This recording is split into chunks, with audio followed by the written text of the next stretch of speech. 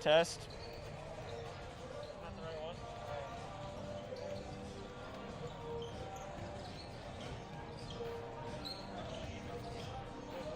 Test.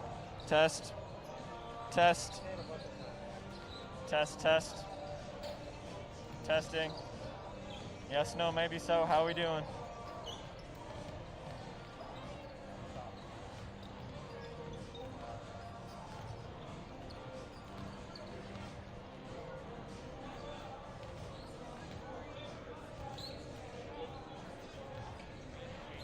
Oh, yeah.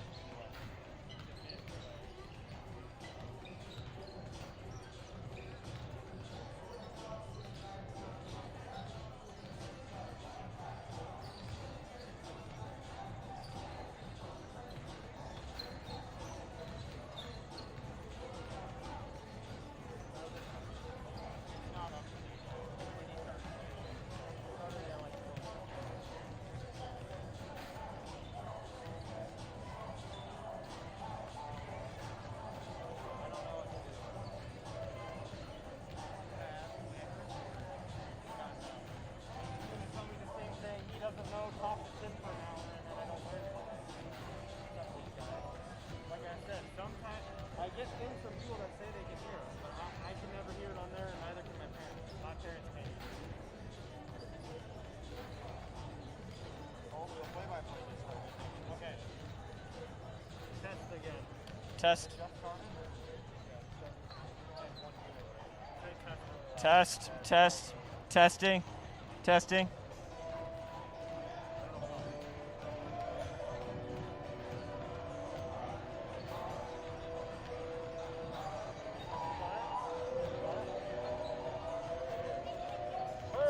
Let's go. Test. Test.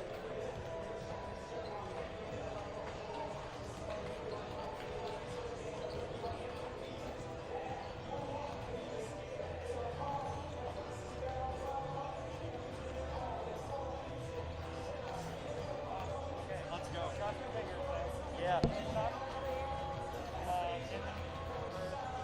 Was that test the right volume? Was that test the right volume? So I need to talk that loud the whole time.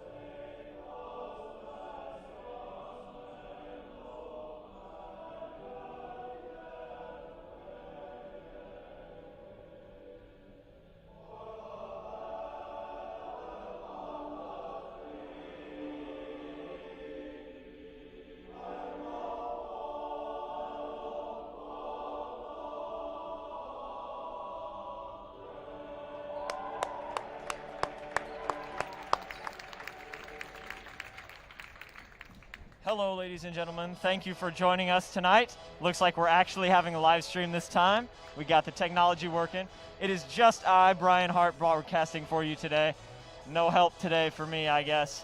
So tonight we're having a very exciting matchup between the 10-6 Norwalk Warriors and the Pella Dutch that are 8-7. Let's meet the starting lineups.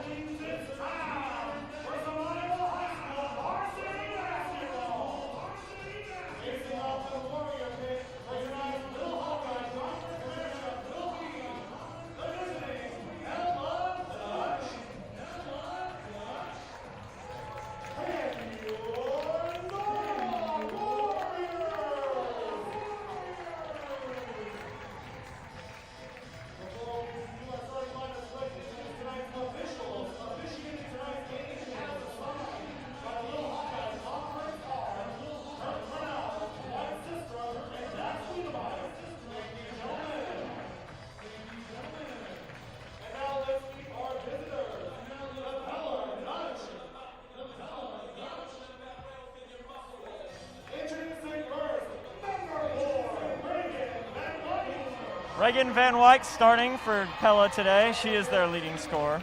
Number 4.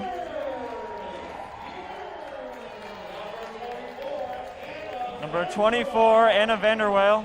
Sorry if I mispronounce these names. I'm new to this whole Dutch thing.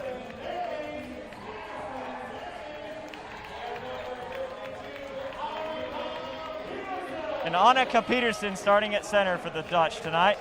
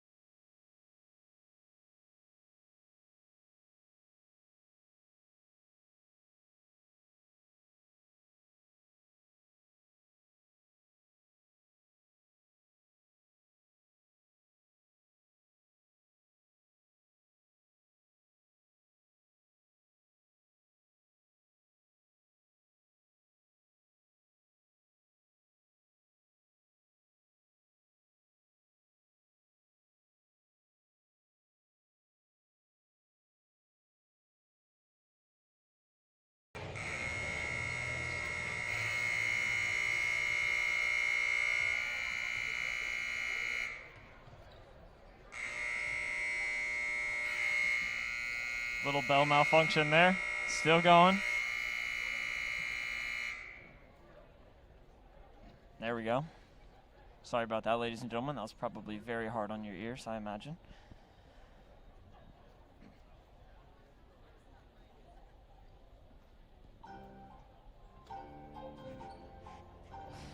Still working on it.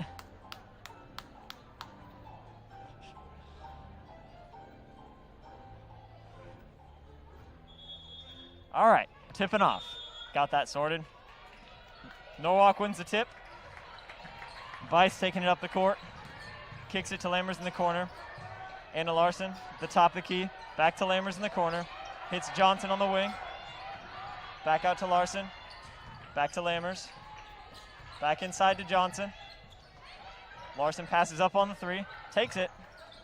Can't get that one to fall.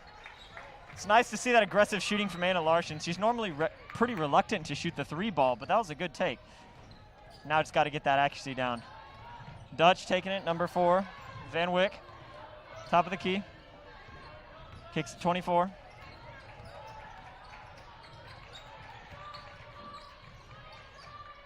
There's 52. Back to number 4. Sorry. There's 14. It's Faith Deers. My bad.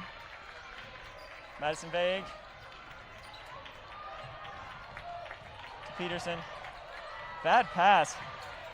Pella able to contain the ball there. There's Peterson again. Some tight defense from the Warriors. Pella managing to kick it in. Warriors with a tight defense force the bad pass and the turnover.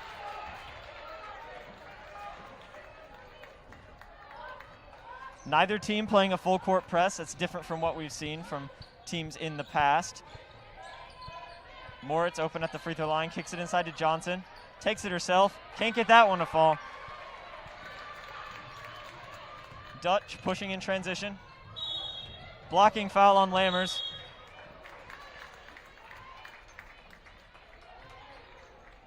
Nice to see that aggressive take to the rack by the Dutch.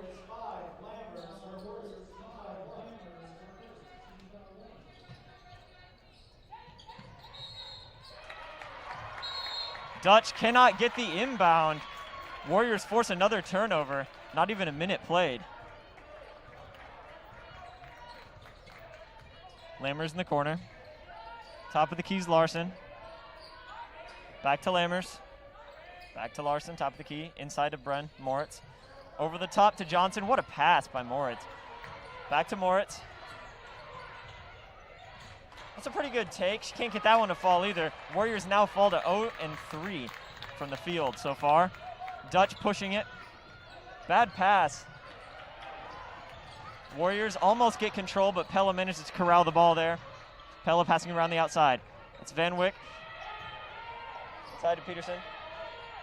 Peterson in the corner. Peterson taking it.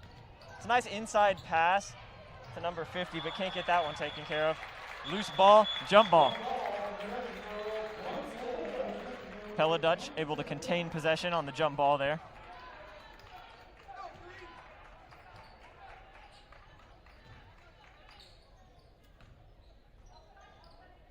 Inbounds. Vanderwall, top of the key. Nice screen from Peterson. Some tight defense from the Warriors. Nice inside pass. And draws the foul. That is Madison Naig. Nice inside take. They could really be beating us up in there, honestly. They've drawn 2 fouls already on the Warriors.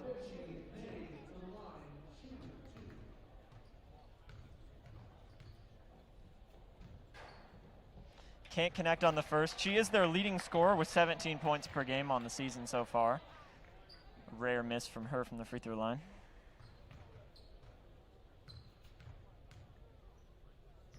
Hits the second. It's the first point scored of the game. It took a minute and a half, folks. Larson back out to Lammers, inside to Moritz. Johnson inside. Can't get that one to fall. Nice rebound. That's Madison Naig. It's Faith Deers taking it inside.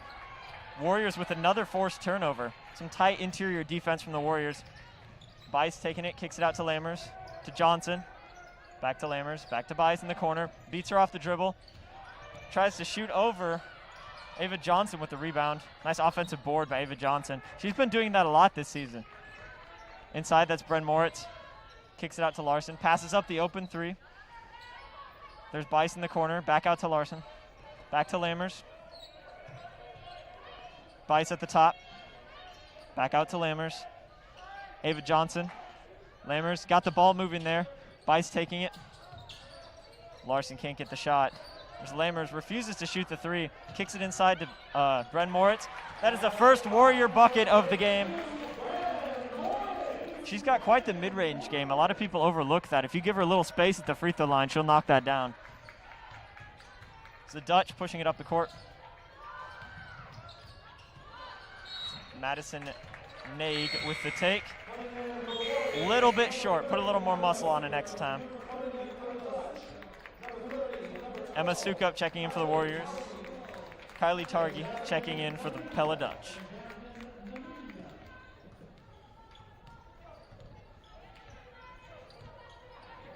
It's Moritz inside. Nice pass to Emma Sukup. Can't hold on to it. It's Reagan Van Wyck taking it up the court. Kylie Tauke kicks it out to...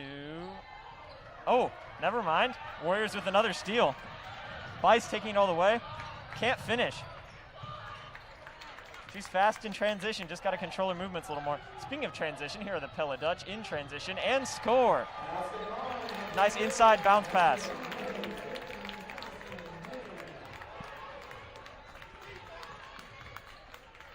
There's Larson in the corner. Top the keys, Lammers. Back to Larson. There's Sukup in the corner. Back out to Larson. She's got space. There's Lammers at the top. Bice. Nice pass to Sukup. Risky inside pass to Moritz. Warriors able to hang on. Lammers in the corner for three. Can't get that one.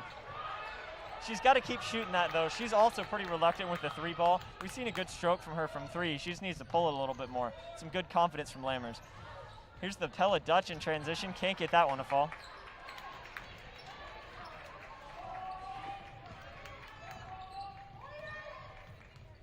Lammers in the corner. Top of the keys, Larson. Bice. Top of the keys, Lammers. Out to Larson. There's Lammers. Back to Bice. Taking it up. Larson. Back to Lammers. There's Bice. There's Larson at the top. Lammers in the corner. There's Sukup. Over the head pass to Bice. Can't catch that one, but manages to corral it. Drives it. Can't get a notch on a defender there. There's Lammers on the wing. There's Bice at the top of the key. There's Larson. Some tight defense from the Pella Dutch right now. Call a travel on Bren Moritz. I couldn't see it that well. I guess I'll trust the officials on that one.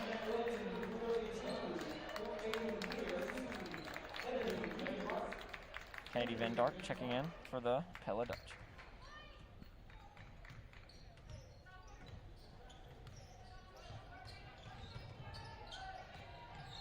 Top of the key. Risky inside pass. Peterson calling herself out on that one. She knew she was a little off to the left. I think the recipient knew too.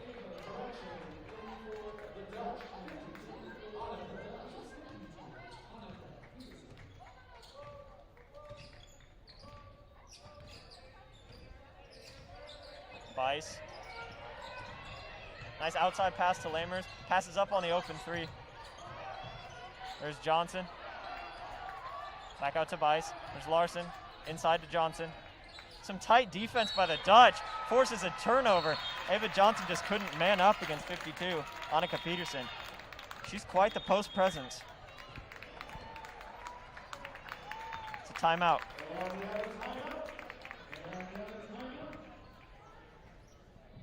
Normally this is the point where I talk nonsense with my fellow broadcaster, but it's just me today, so I will be being a little more quiet in these timeouts.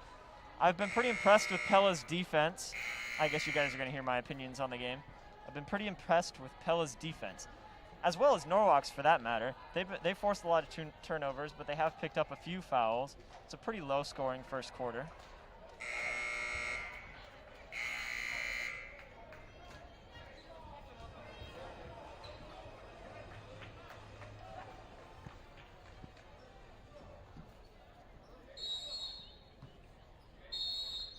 Tauke taking it up the court for the Pella Dutch. Picking up at half court is Anna Larson. Tauke looking for someone. There's Peterson. There's Faith Diaz. That's Reagan Van Wyck. Can't convert on the three. Bice pushing in transition. It's a 2-on-1. Can't convert on that one either. Here's Faith Diaz pushing in transition. Cross court pass to Van Wyck. Call a travel. It's one travel on each team so far. Neither team playing at their best as far as ball control goes, but they have both been pretty aggressive, which is nice to see. It means a lot of energy on the court. Neither team is giving up, as they shouldn't. It's a 1-point difference. As Anna Larson passes up the open three, Johnson will take it. Can't get that one. It's a nice rebound by Maniga. Oh, Maniga, my bad, sorry. I read that pretty quick. There's Maniga, hits the three. Nope, can't get that one to fall.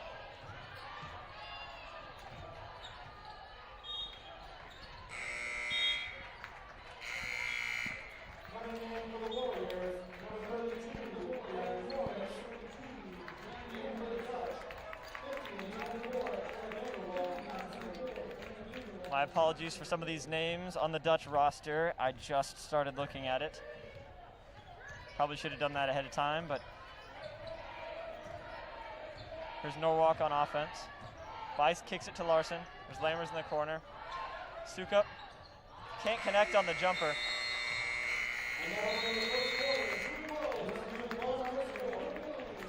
Well, it's 3-2 at the end of the first quarter. Neither team playing stellar offense at the moment. You could say that's good defense. I would. Both teams are playing pretty tight defense. A little sloppy in their ball control on offense, however.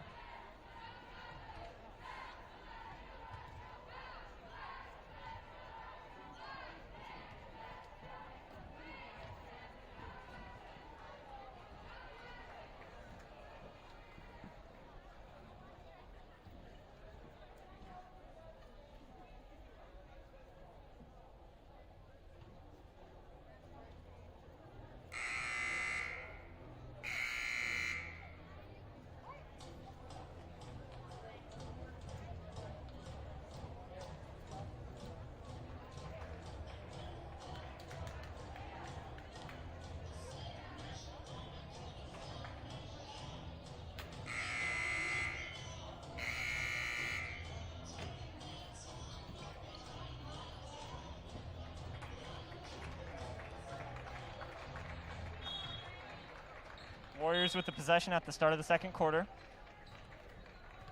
It's Bice, kicks it to Lammers. Pella playing a nice zone defense. It seems to be working on the perimeter so far. There's Moritz inside, nice inside pass to Sukup. Knocked out of bounds by Jasmine Mananga. Warriors to inbound. Finds Lammers in the corner, nice and quick, Anna Larson. Back to Lammers, back to Larson. Passes up on the open three. That's a steal from number 12, Kylie Tukey. Anna Vanderwall finds Peterson top of the key. Out to Vanderwall. Back to Peterson. Tight defense from the Warriors. Vanderwall trying to set up an offense here. Played tightly by Anna Larson. Call a reach in on Bren Moritz. I'd agree with that. Looked like she got over her defender a little bit too much there. Ava Johnson checks in for the Warriors. Moritz to sit. Pella is yet to commit a foul in this game. They've been playing pretty clean.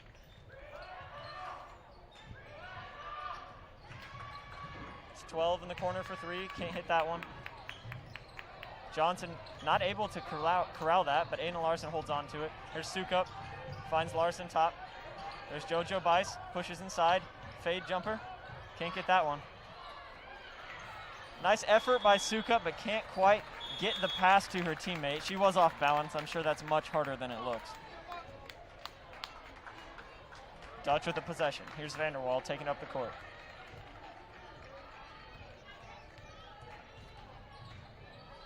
Can't hold on to it. A little miscommunication there. Vanderwall manages to grab hold. Some nice defense, nice inside swat by Lammers out of bounds.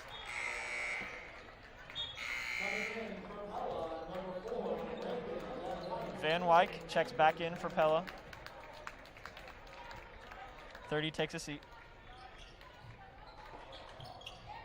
Finds Peterson top of the key.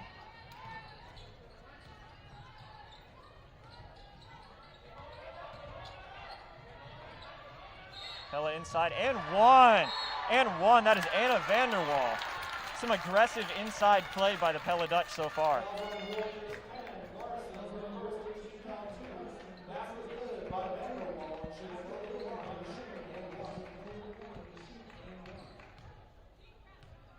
Connects on the free throw.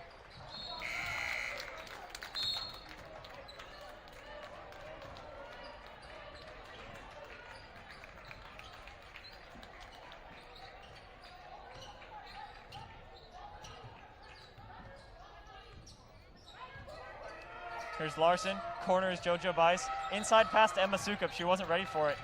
Nice defense by Lammers, forcing Diers to pick up her dribble. There's Van Wyck in the corner. A little too strong on the three. Out of bounds. Warriors take possession.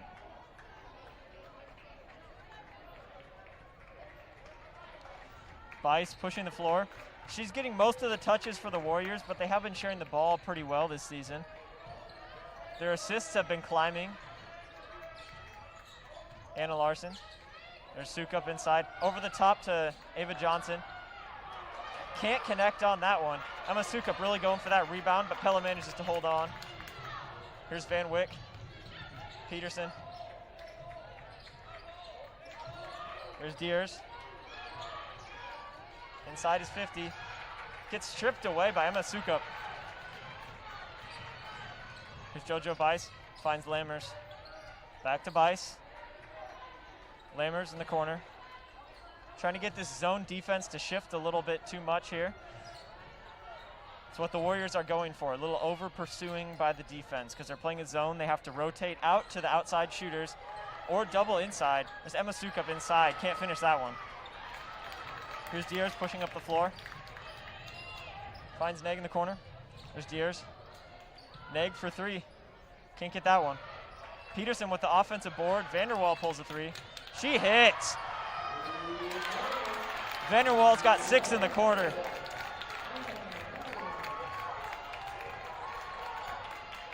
There's Anna Larson.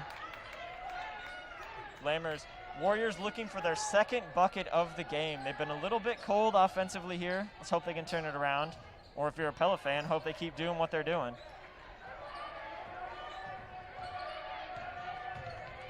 Anna Larson. There's Lammers at the top. Back to Larson. Finds Johnson inside. Johnson tries to take it inside. Aggressive take. Sukup can't corral the rebound. There's Peterson with the rebound. Vanderwall pushing the court. For three. Can't get that one. Peterson with another rebound. Nice inside pass. There's Diers. Finds Vanderwall. Not Vanderwall, my bad. Peterson. Peterson with the layup. Nice pass by Diers. The Pella Dutch bench is just enthusiastic beyond belief. The Warriors look a little bit sluggish.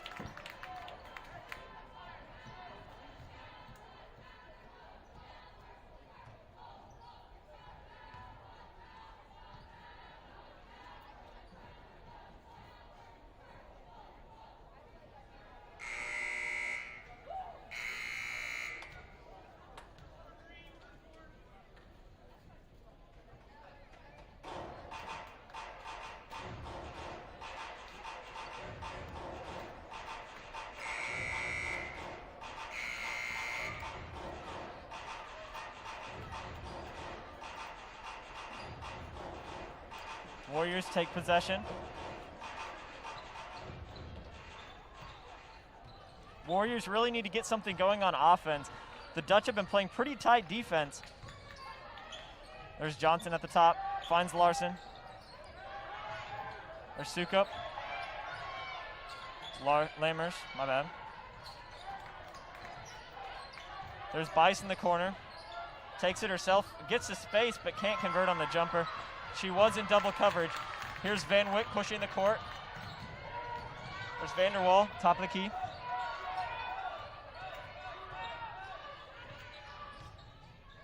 Number 30, Meninga.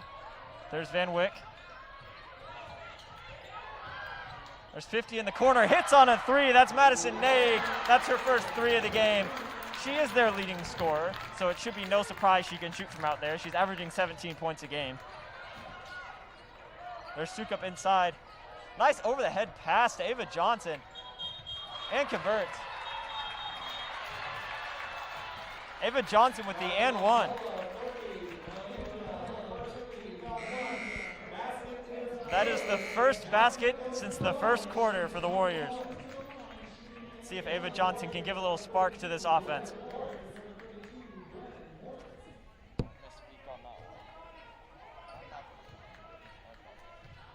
Johnson converts on the free throw.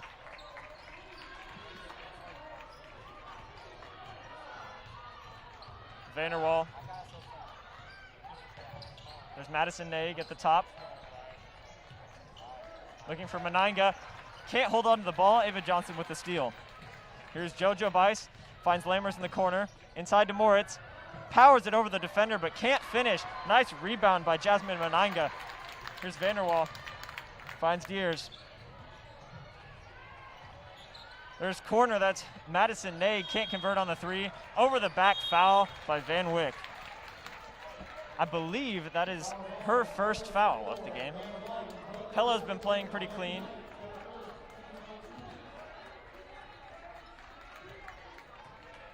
There's JoJo Bice pushing the Warriors offense. Trying to get a little spark off of that Ava Johnson three-point play. They call a reach-in foul on the Dutch.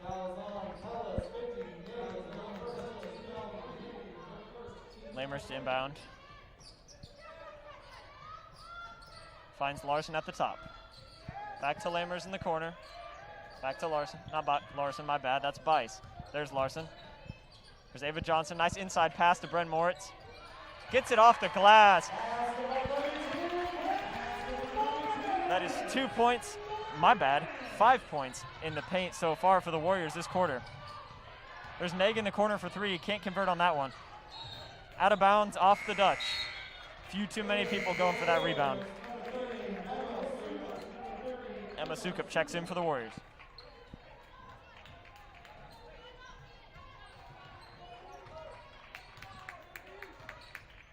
There's Larson, open for three, won't shoot. Back to Larson. Still reluctant to fire from three. She thought about it that time. Now she'll shoot. Can't get that one. Nice offensive rebound by Sukup and puts it up and in. That is 7 points in the paint so far for the Warriors this quarter. They got some offense going. Charging foul. Nice defensive play by the Warriors. Forced a turnover on the charge foul. That is Van Wyck. I should probably point out that I've been joined by another presenter. This is Brock Miller. I'm letting Brian do his thing, but this looks like a great momentum change for Norwalk. Let's hope they can keep it up. Definitely. They needed it too, Brock. I don't know if you saw the first quarter, but that was rough. Looked really low scoring. Definitely. At least. Definitely, yeah. It's out of bounds off Van Wyck. Warriors will retain possession.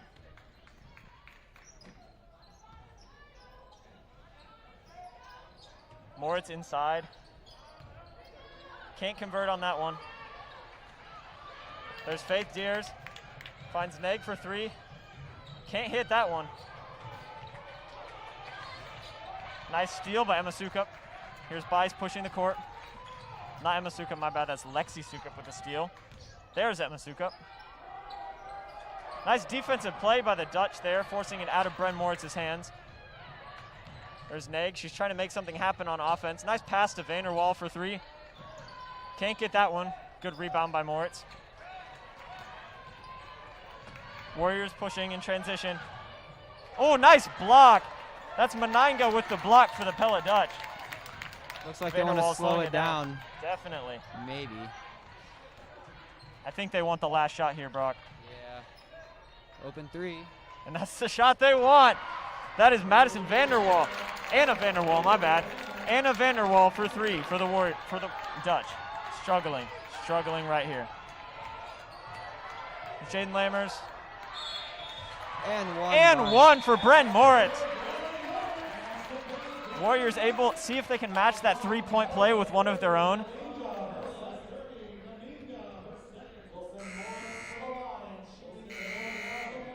Bren Moritz, a pretty consistent free throw shooter for the Warriors. She's shooting about 78% on the season. Might be a little higher than that.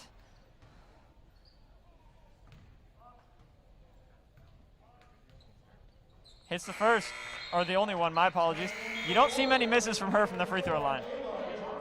Ava Johnson checks in for Moritz with 3 seconds left on the clock. Dutch intelligently rolling the ball. They got two. Naig can't get it off in time. So it's 12-17 Pella at the halftime. That's a pretty low-scoring game, if I do say so Yeah. myself. A lot more action though in that second quarter, but Yeah, and hopefully that carries over to the second half. Makes it more fun for the players, more fun for the fans. It's what we want to see. oh yeah. Well, I know you weren't here for that much of the game here, Brock, but what did you see from the Dutch that's causing them to have this lead? Definitely defense and just getting good rebounds and just using their length and being tall. Definitely, definitely. Taking advantage because they do have an advantage on Norwalk with that just by a little bit.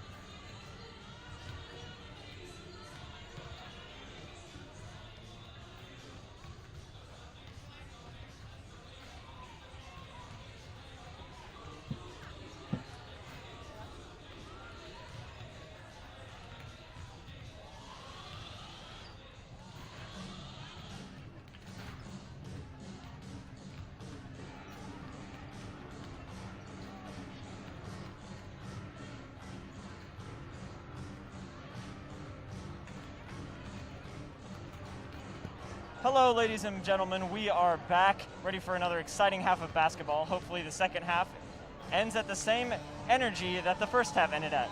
Both teams going on a bit of a run at the end of the second quarter. It's what we like to see, considering they were both pretty stagnant in the first.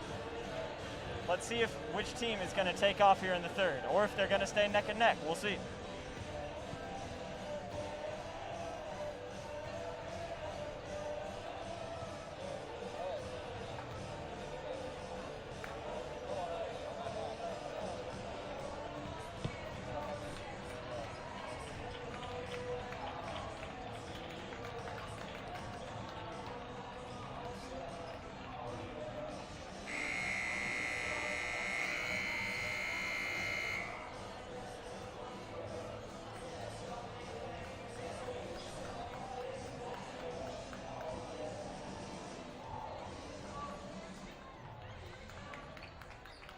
Pella will have possession to start the second half.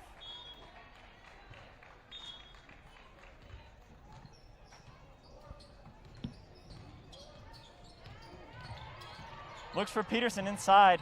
Able to get the pass in, but can't hold on. Ava Johnson strips it away. Here's Warriors pushing the ball. Bice gets fouled by 3 Pella Dutch players.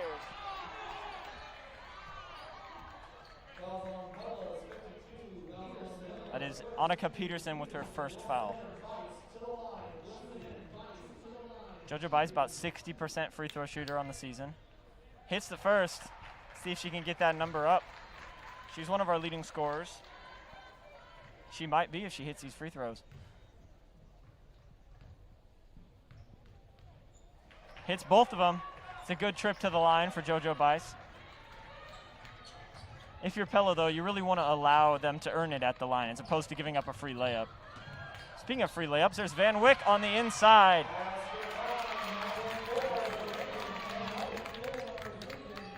Larson finds Moritz. She wasn't ready for it. Little miscommunication there by the Warriors. Travel call. Pella with possession.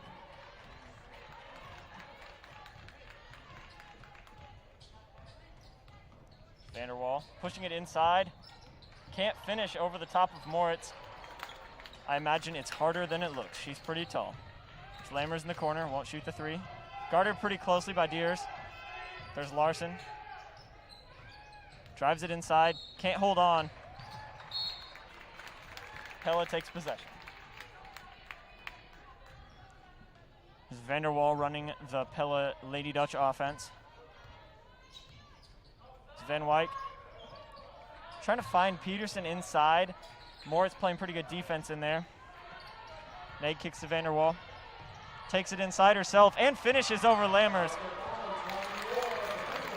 Not much Lammers can do on that play.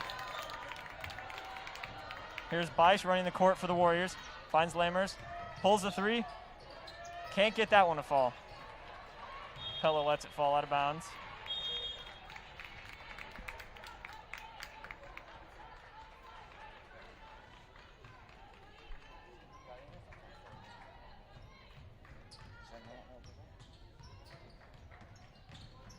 Here's Vanderwall getting aggressive to start out this second half.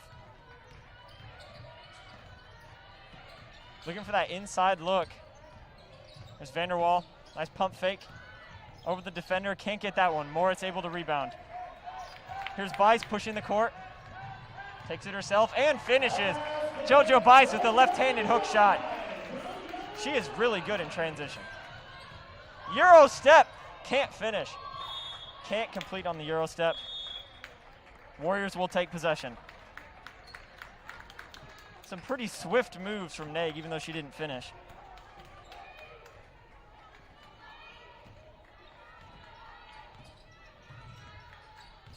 Larson passes up the open three. There's Bice in the corner. Back to Larson. Inside. Moritz can't finish. Over the back foul on Ava Johnson.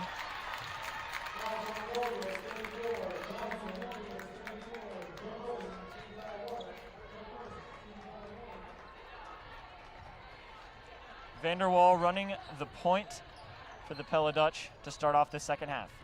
See if they can get something going here. Here's Van Wyck, top of the key. Nice pump fake.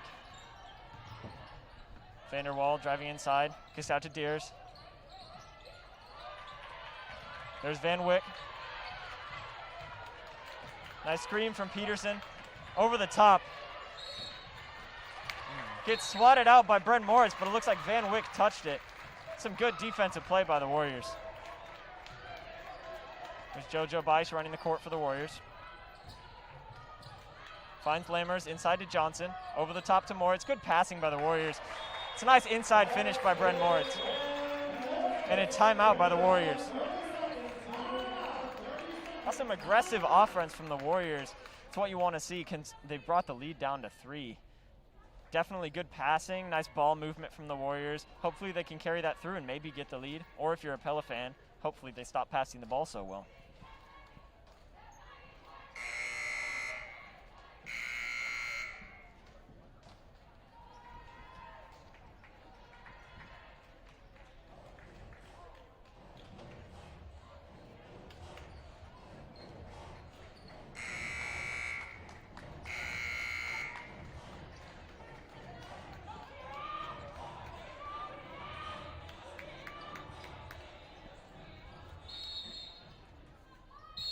Pella gets possession off the timeout break. Here's Vanderwall once again running the point for these Pella Dutch girls basketball players. There's Deers in the corner, back to Vanderwall. Deers with a pump fake, gets Moritz off the dribble and finishes. It's a nice play by Faith Deers.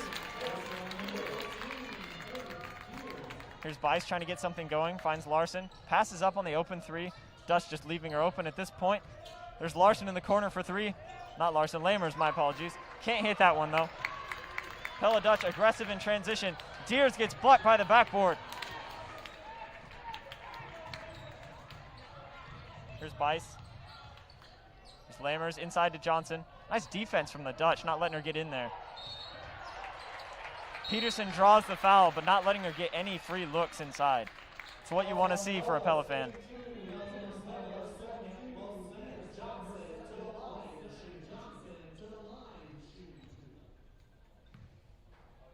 Ava Johnson can't hit the first.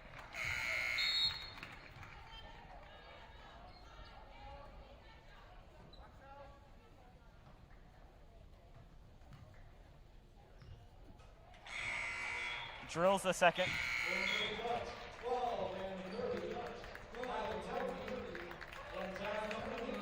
Tauki and Menenga, and Lexi Sukup checks in. Emma Sukup, my apologies. For Ava Johnson. That's right.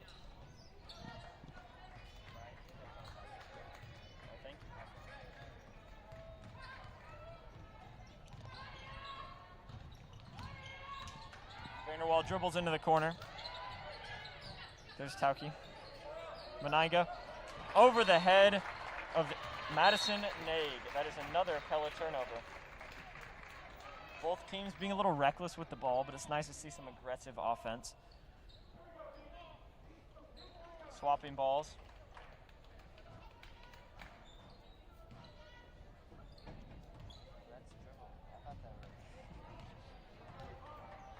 Here's Bice, finds Larson in the corner. Back to Bice. There's Larson. Won't shoot the 3. Lammers in the corner. She refuses to shoot too. There's Larson. Over the top to Bice. There's Lammers inside to Moritz. Triple team. Can't finish that one. Almost gets it. There's Pella in transition. Push on Emma Sukup.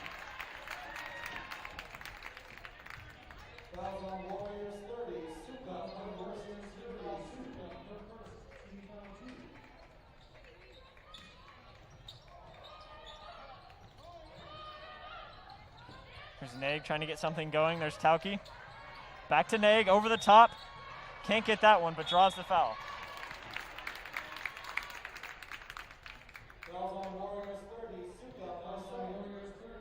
It's 2 fouls and a 5-second stretch there from Sukup.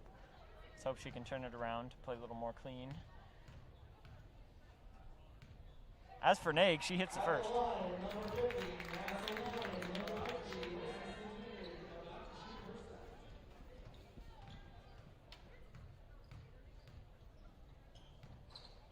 Nag converts on them both. That stretches their lead to 6. Inside pass to Sukup. Back out to Lammers. Won't shoot. Another inside pass to Moritz. Can't control that one. Pella with the steal. Vanderwall. Travel. Neither team is playing particularly well as far as holding the ball goes. Both teams playing pretty good defense, though. That could be contributing to some of the turnovers. Yeah, it really looks like Norwalk's trying to get that inside look, and Pella's kind of taking notice and locking down that defense with the zone. But we'll see what they're going to try to do ending the third. Absolutely right, Brock. I mean, they're triple teaming every one of our players as they get inside the paint. Rightfully so. We haven't been shooting our threes that well. All of our points have came from inside the paint. There's Moritz. Make that a mid-range jumper for Bren Moritz. That's her second jump shot of the game. She's got a pretty good stroke from mid-range. It's a 3 air ball. Offensive rebound. That's number 4, Van Wyck. Pella answers right back. Anna Larson won't shoot the 3. There's Moritz in the corner, guarding her closely. Anna Larson, back to Moritz. There's Larson, shoots the 3, and hits! Anna Larson with a 3-point bucket. Pella's gonna have to guard her now. It's Tauke, inside pass. There's Van Wyck. Back to Tauke. Corners Nag. Missed the cutting player, but finds Vanderwall. Can't hit the 3. Pella with an offensive rebound.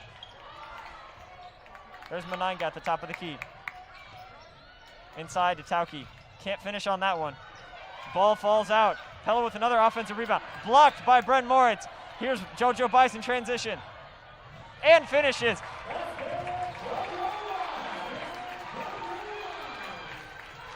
Some momentum shift here for the Warriors. Cut the lead to just 1. Another good defensive play. JoJo Bice swats it away. Still aggressive in transition.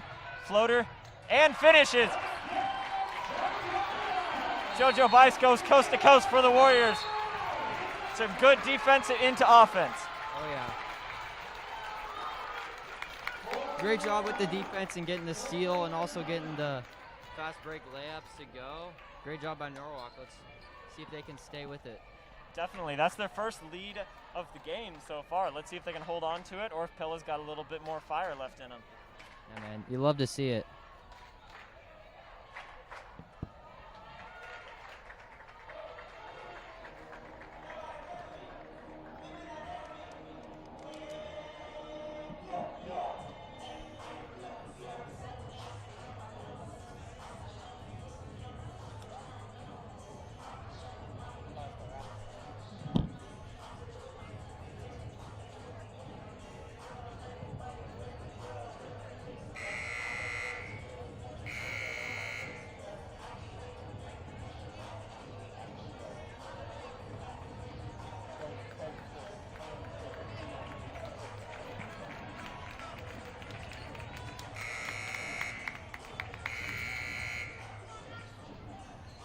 Pella with possession of the basketball outside of that timeout break.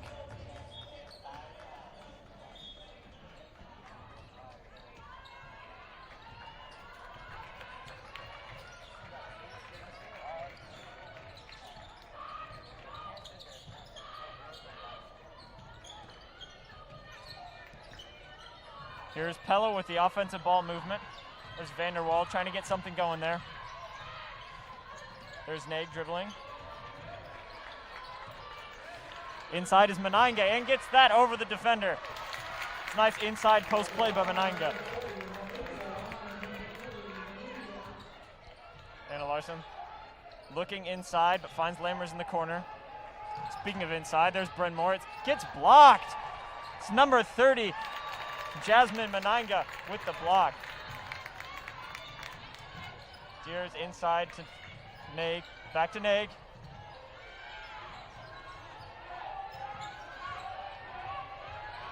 Nice backdoor cut. Gets blocked by the backboard again.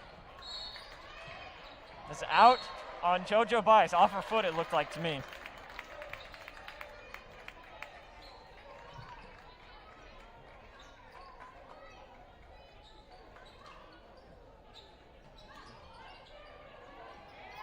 find Neg for three. Can't hit that one. Good rebound. There's a foul called. That'll go against the Dutch.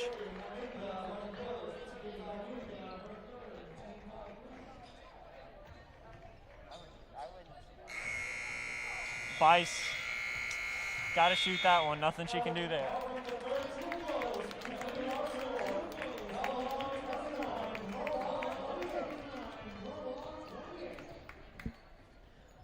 Nice to see some offense out of both teams that quarter.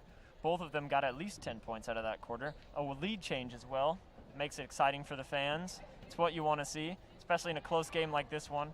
Both these teams have a positive record. The Warriors will be going for 11-6 if they're able to pull this one off. Pella, if they're able to hold off the Warriors, will be at 9-7. Both very respectable records.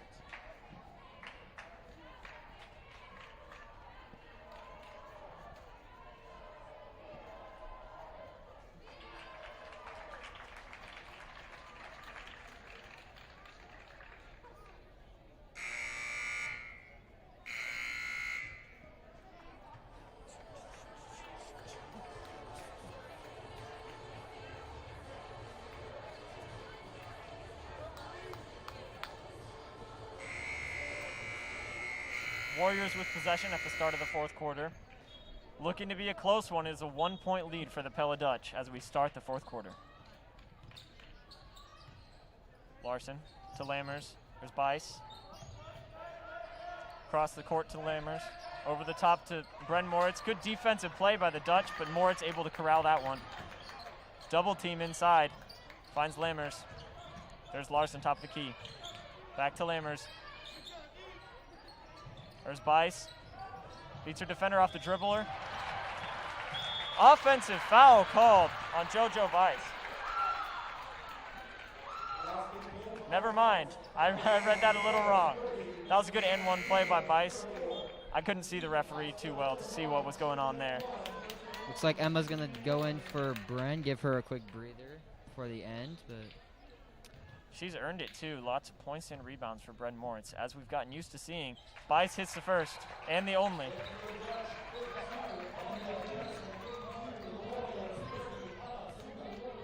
Tight defense from the Warriors, picking them up at half court. Trying to force another turnover. Anna Larson with a tight on-ball defense. Here's Van Wyck one-on-one with JoJo Bice. Back to Van Wyck.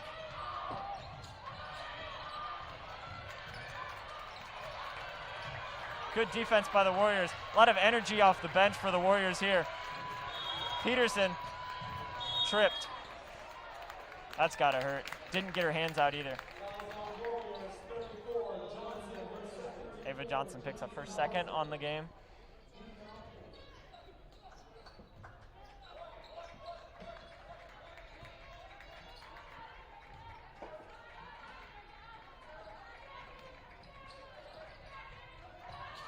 Nice defensive play by Ava Johnson, but Pella able to hold on to it before it goes out of bounds. Here's Van Wyck, one-on-one with Bice again. Nice on-ball defense from JoJo Bice. Lammers almost gets a steal. Pella able to hold on to that one. Here's Deers taking it up the court. A lot of energy from this Warriors crowd. They're playing some tight defense. Reach-in foul on JoJo Bice. A little too aggressive on that defensive reach.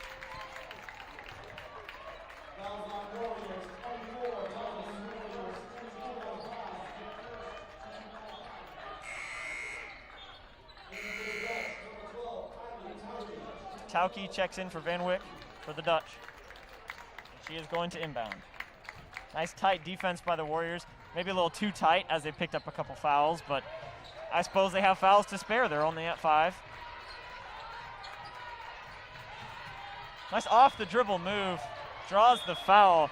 That is Vanderwall. Beats the first defender, draws a foul on the second, gets to the free throw line.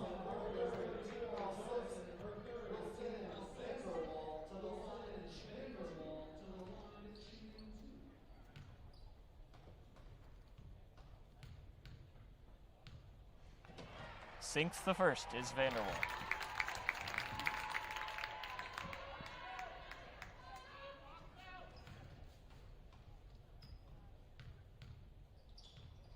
And the second. Made that look easy.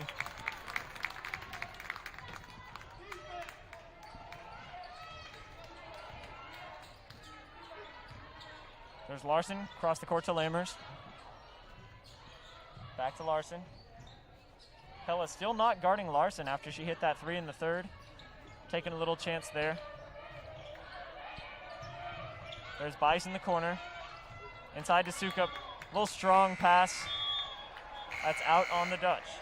Warriors will retain possession.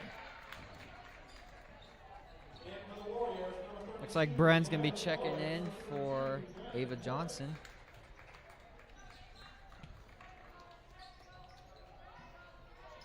Warriors struggling to inbound. Finds Larson. In the corners as Lammers doesn't take the 3. Instead gets it inside to Sukup. Back out to Lammers. There's Larson at the top. Back to Lammers in the corner.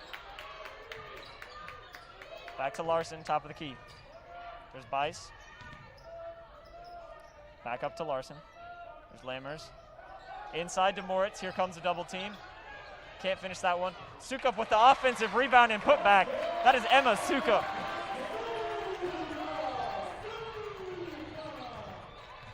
There's Pella trying to get something going here. Peterson kicks to Tauki. There's Naig, top of the key. Naig trying to beat Sukup off the dribble. There's Deers.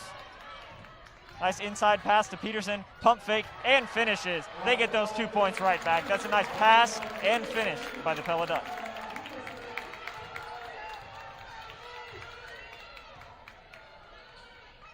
Warriors passing it around.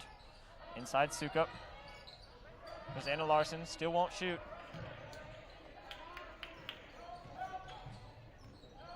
Still won't shoot. There's Moritz inside. Can't get that one to fall. Rough roll off the rim there for Bren Moritz. Pella able to rebound. There's Naig taking inside on Emma Sukup. Nice defense by Emma Sukup. Inside passes Peterson. Can't finish. Warriors with the rebound. Finds Lammers in the corner. There's Moritz inside, triple teamed, and finishes. Moritz slices her way through the defense and takes a trip off a defender's foot there. Good thing it was after she scored. Nice defensive play by Emma Sukup. They call it off the Warriors. It looked like it to me. It looked like that was off Pella to me. Pella catches a break there.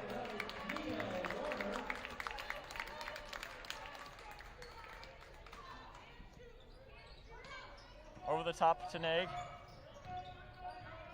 Not Naig, my bad, that's Peterson. Peterson beats the defender. Nice ball movement here from Pella. Can't get the 3 to fall. JoJo Bice with the rebound. Pushing the court. Lammers in the corner. Back to Bice, back to Lammers. Inside is Moritz, bad pass by Lammers. Picked off by the Pella Dutch.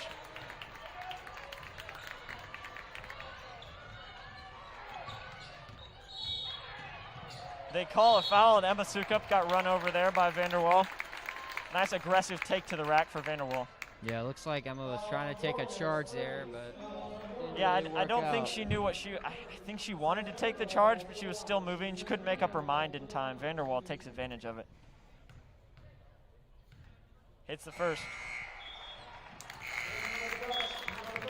Ava Johnson checks in, and Menaiga checks in for the Dutch. Yeah, it looks like Emma Yes. was getting into foul trouble there, so it might be a good call to sit her now and bring her back later. Yeah, I'd agree with that too, especially since Johnson's had a rest. She can get some energy off the bench. Here's Bice, finds Larson. No one's covering her. There's Bice, top of the key. Lammers. Back to Bice. There's Larson. There's Lammers in the corner. Back out to Larson. There's Lammers, shoots the 3. Can't get that one. Nice offensive rebound from Bren Moritz. Tight defense by the Dutch. Take it right away. Here's Tauki. Can't finish that one. Rebound by the Warriors. A little out of control there.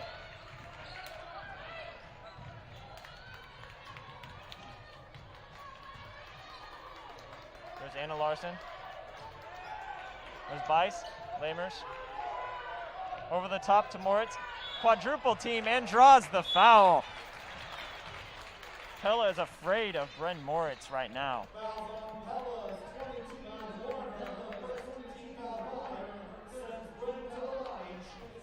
I believe that is Maya Warner's first foul and her first time in the game, if I'm not mistaken.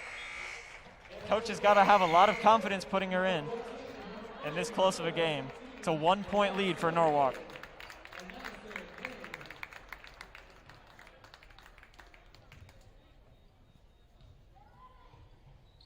Moritz can't get that one. Offensive rebound is Anna Larson. And a timeout call by the Warriors. Both teams really picking it up on defense. A lot more fouls, though. Looks like they're getting a little bit too aggressive. They both want this win really badly. They both need this win to maintain a solid and respectable record.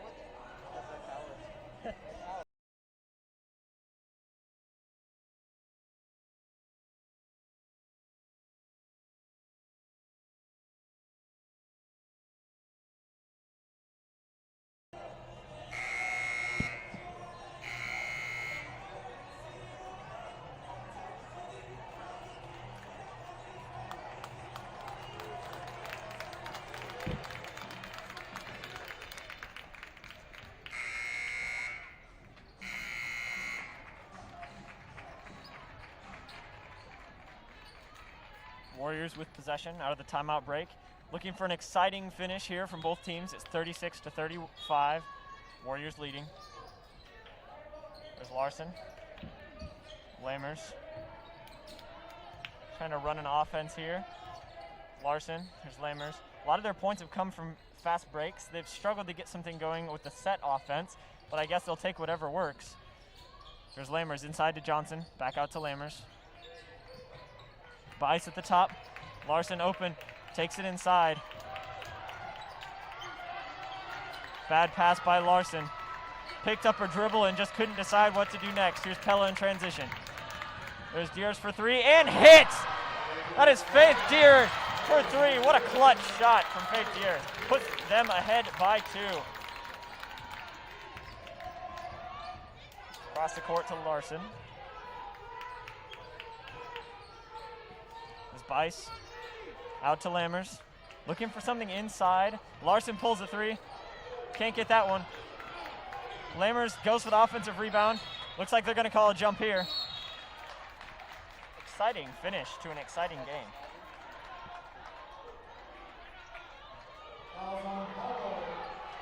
Call a foul on Pella. Pella fans not happy with that call. It's only her second, but it does put them at 6 fouls for a team.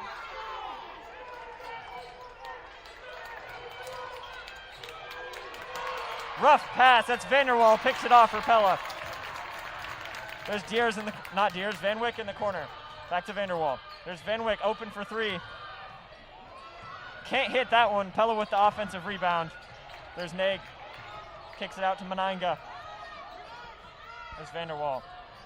Running the Pella offense, 1:25 left, they're ahead by 2. Try to drain a little clock here, then get the last shot.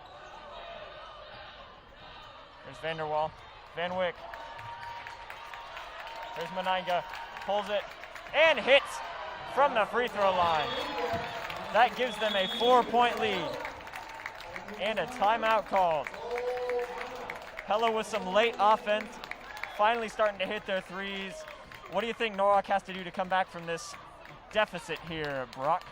I'd say they have to go shoot more threes because you going into the paint and doing 2s, that's taking way too much time, and honestly, I don't think they have enough time on the clock to do that and get multiple possessions of points back. So really just trust their 3 game. I know Anna Larson's been open a ton. Maybe just trust it and hope for the best, honestly. Definitely. They need some fast points. Only 1:08 remaining. They are down by 4. They're going to need some fast buckets here, whether that be on fast breaks or, as Brock was saying, on 3s. We'll take what we can get at this point.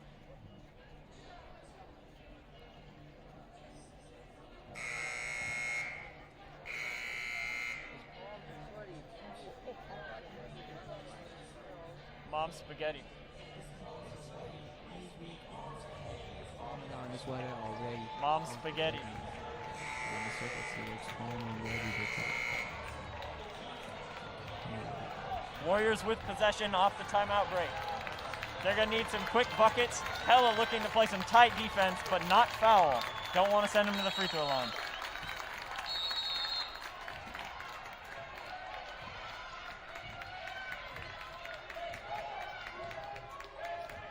Warriors looking to get something inside.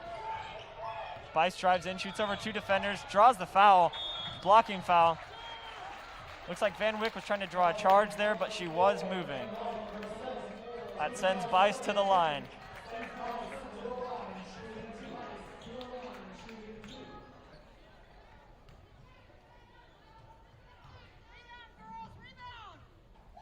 Bice drills the first.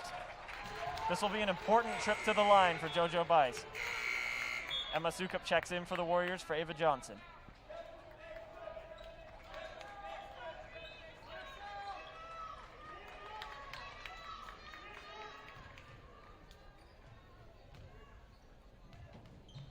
Bice hits the second. That cuts the lead to 2.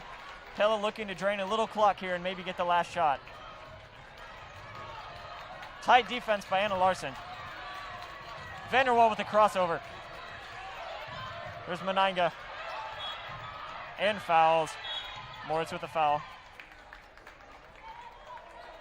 That'll send Menanga to the line. Her jump shot's been pretty hot this 4th quarter. Let's see if it carries over to the free throw line. This trip to the line could make it a 2-possession game for Pella.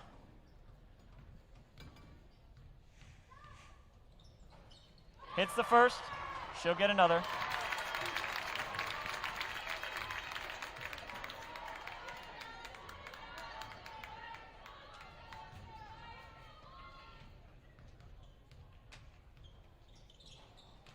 And gets the second to roll in. That brings it back to a 4-point lead with 42 seconds left. Warriors need something fast here.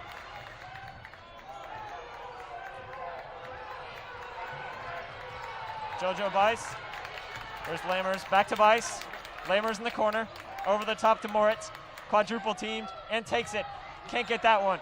Emma Sukup fights for the rebound, but it goes to Pella. Pella fans on their feet. 4-point lead for Pella. 23 seconds left. Faith Diaz checks in for the Pella Dutch. That's a timeout, presumably the last of the game. Warriors are going to need a miracle here. They're down 4 points, 23 seconds remaining. You're going to have to play some tight defense, but not foul. Don't want to send them to the free throw line. Hopefully they can get a steal, or hopefully Pella coughs up the ball, or not. If you're a Pella fan, definitely want to hold on to it for these 23 seconds. Don't want any sloppy passes for Pella.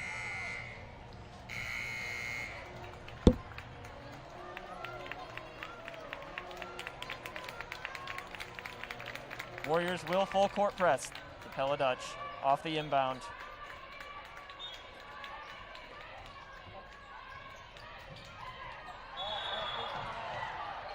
That is a push foul on Jaden Lammers.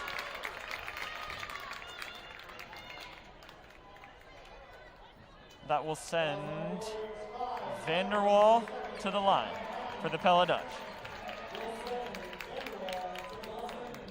She hits these free throws. This might as well put it out of reach for the Warriors.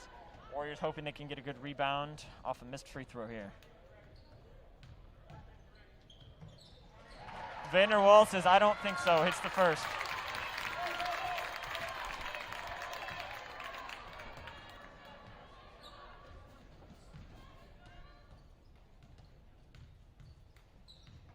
And the second. Some superb free throw shooting by the Pella Dutch to close out this game. They're playing some tight defense. Want to make the Warriors drain a little clock here. 13 seconds. There's Emma Sukup inside. Can't get that layup to fall. Pella with possession. 7 seconds remaining. They forced the turnover. There's 3 seconds remaining. It is a 6-point lead, however. Nice defensive effort from the Warriors tonight. They definitely put their all out on the court, as did Pella, and Pella comes away with the win. JoJo Vice to take the last shot, can't get that one to fall.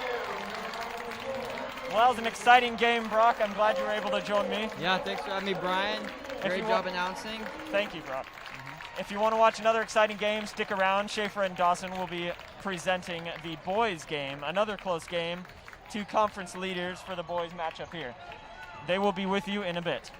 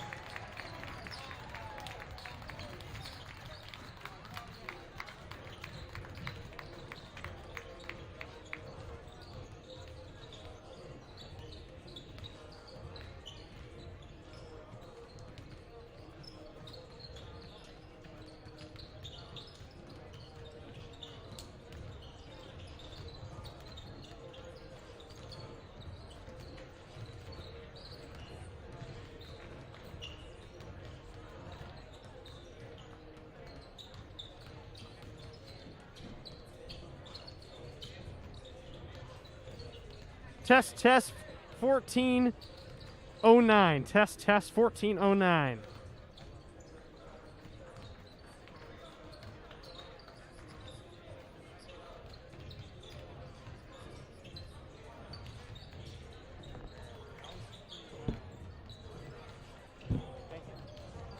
Test 14 minutes. Test 14 minutes.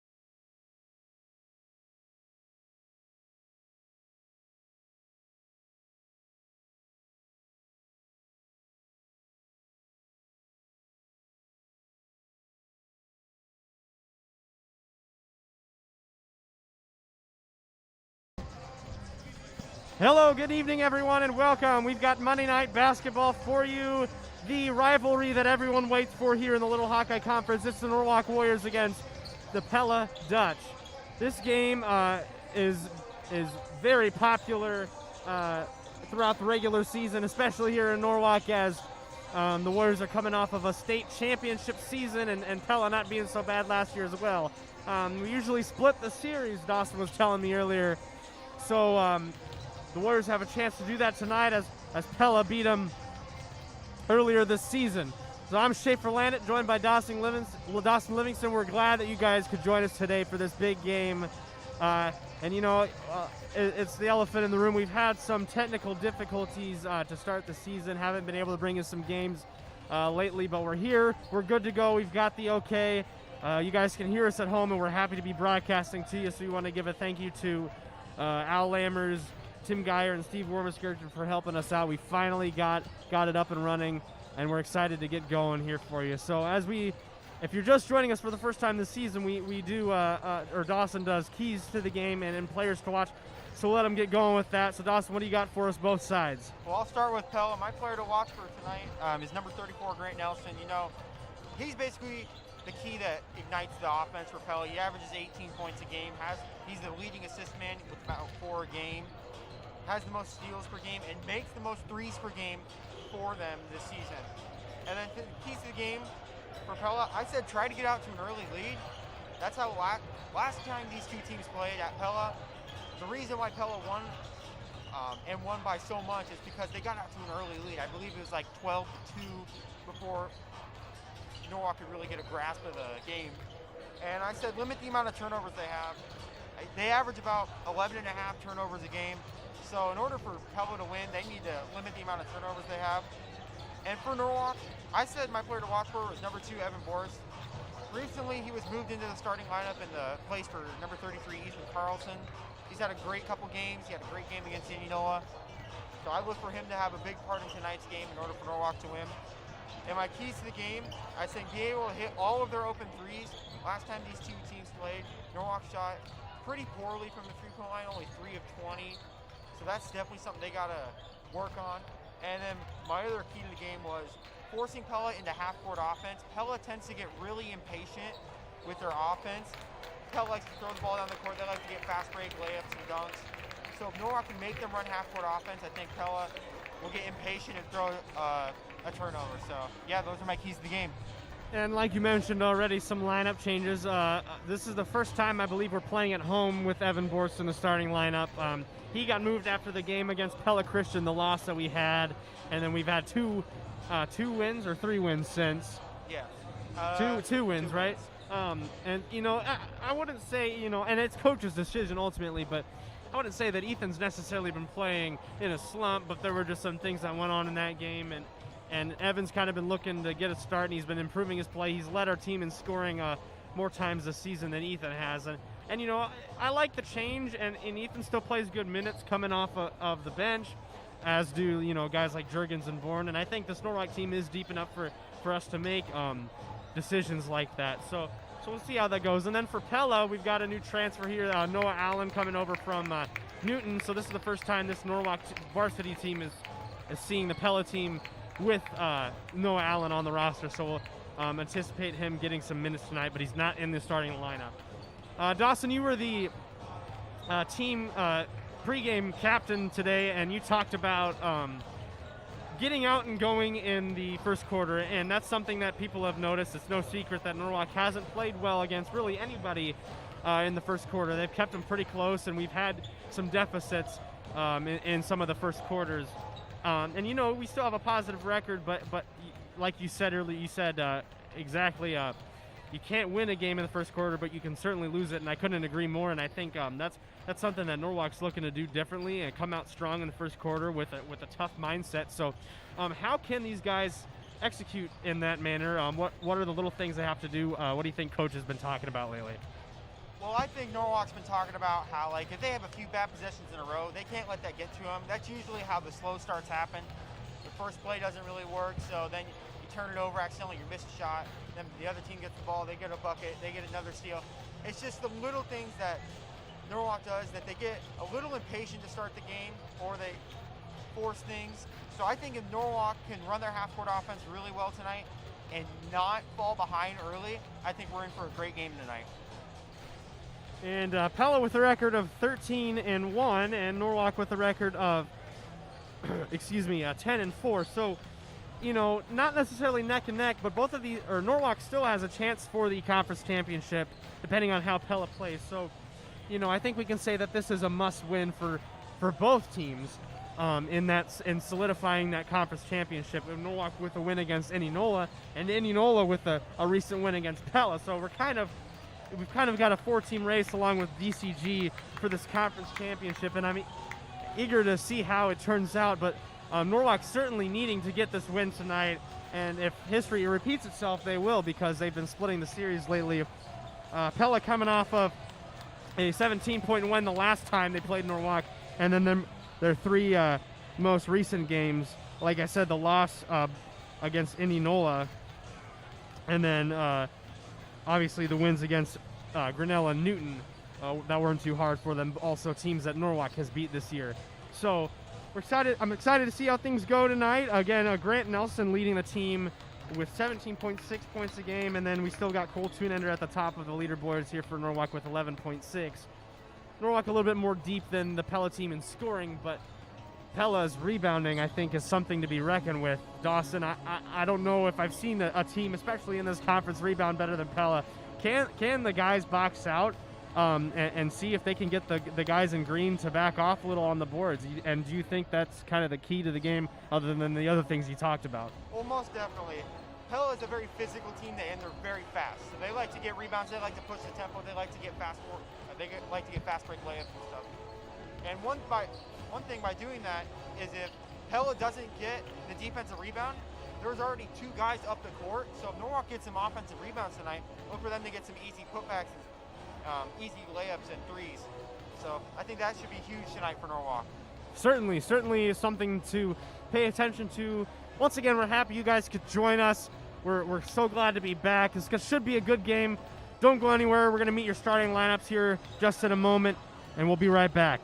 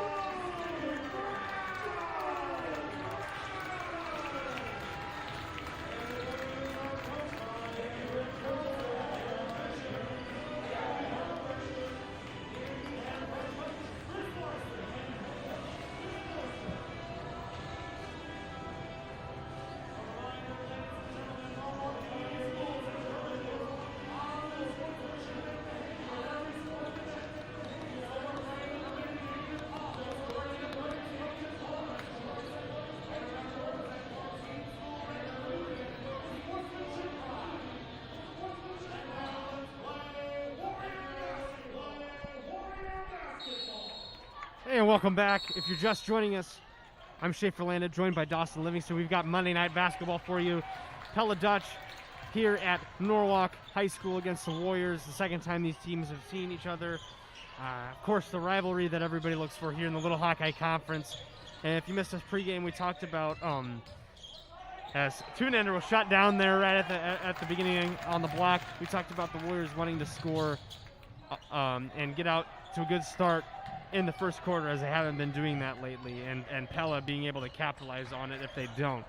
Your starters for the Warriors, Borst, Tunender, Larson, Brown, and Eggers. The first time that Evan Borst is in the starting lineup at home. He's been in the starting lineup for a couple of games, but they've all been away. He moved in there for Ethan Carlson. Carlson's still getting pretty decent minutes off the bench, just not in the starting spot. Tipped out of bounds. Tunender couldn't grab that one, and it'll go back the other way for the Dutch. And then for the Pella Dutch, the same starters we saw last time we played them: Ryan Mace, Carl Miller, Josh Warner, Parker Elder, and Grant Nelson on the floor for the guys in green. A minute has passed. No scoring yet. A couple turnovers here for the Warriors. Nothing else happening so far. Warner drives, dishes down low to Nelson, and he can finish down low over the Warriors post defense. The first bucket of the game's 2-0 Dutch. Larson, recent verbal commitment to Wartburg College to play football, as I've heard. He only recently went on a visit, so it must have been a pretty quick decision for Grant. Must have liked what he's seen. And I know Chris is, Coach Larson, his dad, is certainly proud of what he's been able to accomplish, both on the football field, on the basketball court as well. Also an outstanding track runner here at Norwalk. He's one of the captains. Nice pass down low to Tunender. He couldn't grab it though.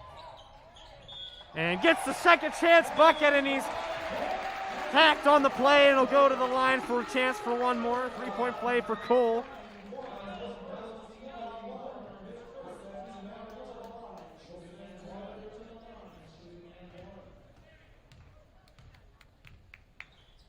Can't make the free throw, so the game will stay tied, and that's something we talked about earlier, Dawson.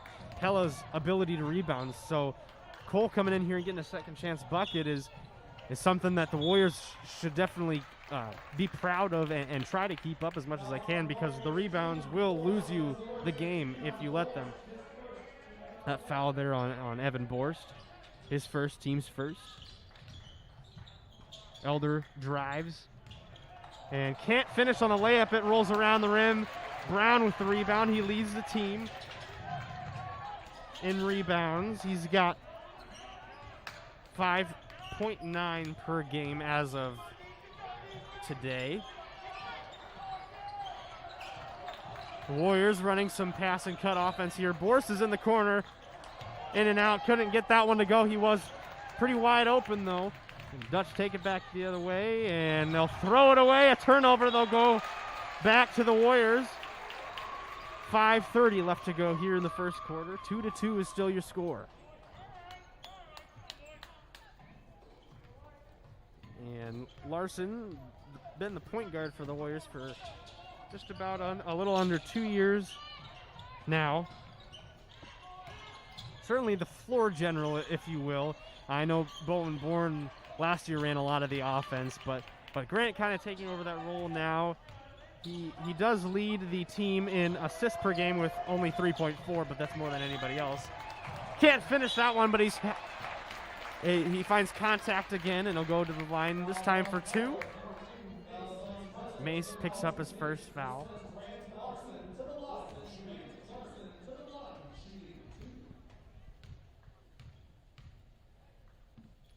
And he can't make his first as Max Jurgens checks in for Cole Tunender. First sub of the game for the Warriors. Jurgens plays excellent minutes and brings excellent energy off of the bench as the Warriors' sixth man. And this is his second year doing so as Larson's able to hit his second, puts the guys up by one. Dawson, Larson recently, Coach Larson, that is, recently talking to the team about Grant shooting more and finding more opportunities to create offense for himself. Do you think that's a good decision? Do you think that's proven to be a good choice? Oh yes, I believe that Grant is the best shooter on the team, and I believe in the first, I'd say like 6 or 7 games, I believe he was kind of scared to shoot. He wanted to get others involved, like Sam Egger shoot the ball more, Evans shoot the ball more, but Coach Larson's exactly right. Grant, in order for this team to be successful in the future, Grant's going to have to shoot and make a couple threes a game for Norwalk. For sure, definitely. Miller couldn't finish down low, and Brown picks up his second rebound tonight. Larson is open for 3. We just talked about it. He can't hit that time, though. He found a little bit of daylight. You know, I'm happy if he takes that shot. I'm sure coach is too. Pella grabbed the rebound. They take it back the other way. Larson takes it away. He also leads the team in steals. We've talked about that a few times this season. And Eggers is hit down low, takes a hard fall, and he'll go to the line. The third time the Warriors have been sent to the line in only 4 minutes and a second. That one's on Nelson, his first.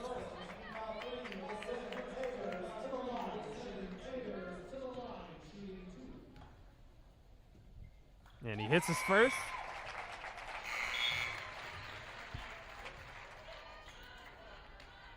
Not the most highly scoring game that I thought it would be tonight. Eggers can't hit his second. He still puts the guys up by 2. And yeah, you talk about not a high-scoring game, but so far, and I don't want to jinx it, but the Warriors have held true to staying on top of things in the first quarter. They haven't had a deficit so far. They're up by 2, holding it close, but also playing pretty decent defense against this Pella team, who does play pretty hard, especially on the offensive end. That one no good from deep for Josh Warner. And this is the game that Norwalk wants to play. They don't want Pella to get 50, 60 points a game because that's not the way this Norwalk team is built. They're built to hold teams under 50 points and score about 50 points. So by only holding Pella to 2 points in 5.5 minutes is just great defense by Norwalk. And Larson with the layup down low, and he's already got his second steal of the game. Great defensive hands for Grant Larson. He does lead the team in steals, tied with Ethan Carlson actually with 1.7, and he's had some clutch defensive plays so far this season for sure. He's been on top of things as Jurgens gets blocked. That one was all ball, and a nice pass down low, but Ryan Mace can't finish. And the Warriors will take it back again. They lead by 4, just under 3 minutes left to go. Larson with it. He's got 3. Takes the screen from Brown, and the switch. Eggers is in the corner. 3-ball corner pocket. Sam Eggers hits it from the corner, and the Warriors go up by 7. A nice offensive stretch there for Norwalk as they go 7-0 on that run here since Pella scored the first bucket of the game, and that is exactly what Norwalk and Coach Larson and everybody else is looking for, is the run, you know, the ability to play tight defense down low and make smart choices and hit shots on the other end and get open. Dawson, I don't know how we could have played any better here in this first portion of the game. Tell me what's going on. Well, this is the perfect start that Norwalk wanted. They don't want Pella to get on a run because Pella's one of those teams where, yeah, they could be down by 5, and then you blink and then they're up by 7. Pella is one of those teams that can go get buckets. They like to push the tempo. So for right now, Pella's got to get some offense going. They've also missed a lot of layups recently. I expect those to fall pretty quickly. Yep, checking in for the Warriors is the Dutch is Noah Allen. And like I said, this is the first time the Warriors have seen Noah Allen as he transferred from Newton. That deep 3 from Miller is no good. Rebound, Reddick Bourne, who checked in just not long ago for the Warriors, along with Ethan Carlson. And I talk about Reddick Bourne all the time. Of course, the brother of Iowa's Mr. Basketball last year is Jurgens from the corner. 3-ball corner pocket. Max Jurgens puts the Warriors up by 10 now. 12-2 is the score. Nelson can't take him back. He misses from 3. Talk about Bowen Bourne, obviously one of the best, if not the best, high school basketball player that the state of Iowa has never seen. Reddick Bourne inevitably has shoes to fill, but he's become his own player. Defensively sound. And you know what? I think people should be talking about Reddick Bourne the way they were talking about Bowen his freshman year. He doesn't start, he doesn't get as many minutes, and he's not quite as good looking on the stat sheet with the numbers and everything as Noah Allen. hits a three there. He gets his first bucket of the night. You know, like I said, he doesn't quite put up the best-looking numbers on the stat sheet, but his hustle, his ability to hustle, his ability to lead the Warrior offense as just a freshman with not a lot of varsity basketball experience is something that I think people should recognize more often. And I'm really, really excited to see what he does here in the years to come, for sure. That one's tipped away, and the layup on the other end by Miller puts the Dutch now within 5. It's 12-7, less than a minute to go here in the first quarter. And another steal, Nelson that time. Bourne won't get to him, and the Warriors not being smart with the ball these last couple of possessions. 30 seconds left to go. They're going to look for a last shot, as they always do. Bourne with the ball, as always. And you know, like I've talked about this play before, it works sometimes and sometimes it doesn't. I think teams are able to figure out what's going on, but sometimes the Warriors are still able to get into the lane with a layup or sometimes get open for a three, even while the other team knows what play they're running. And Bourne can't finish, but he's fouled, and he'll go to the line for the first time tonight. I think that's Bourne's best trait for this basketball team. You know, his defense, we talk about it all the time. He's a great defensive player. He's a great playmaker. But I think his ability to draw fouls when attacking the hoop is something that this Norwalk team desperately needed.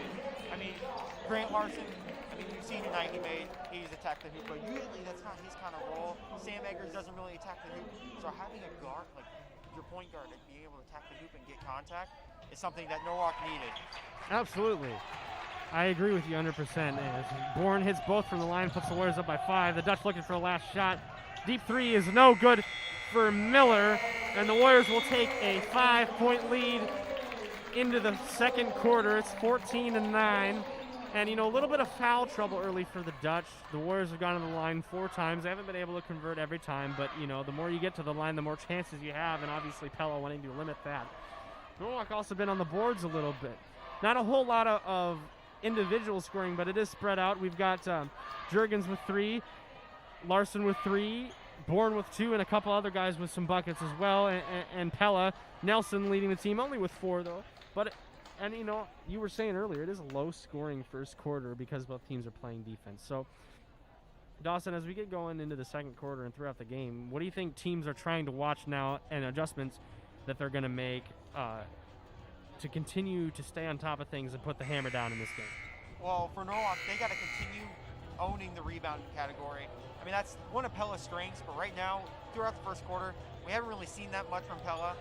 The ability to get offensive rebounds and putbacks is going to be huge for the Warriors. And for Pella, it's just sitting down and guarding. I know they get impatient on defense and they like to jump the passing lanes, which could lead to Norwalk layups and assists. But if they just sit down and guard, I feel like they could easily get this lead, and we'll have a great game.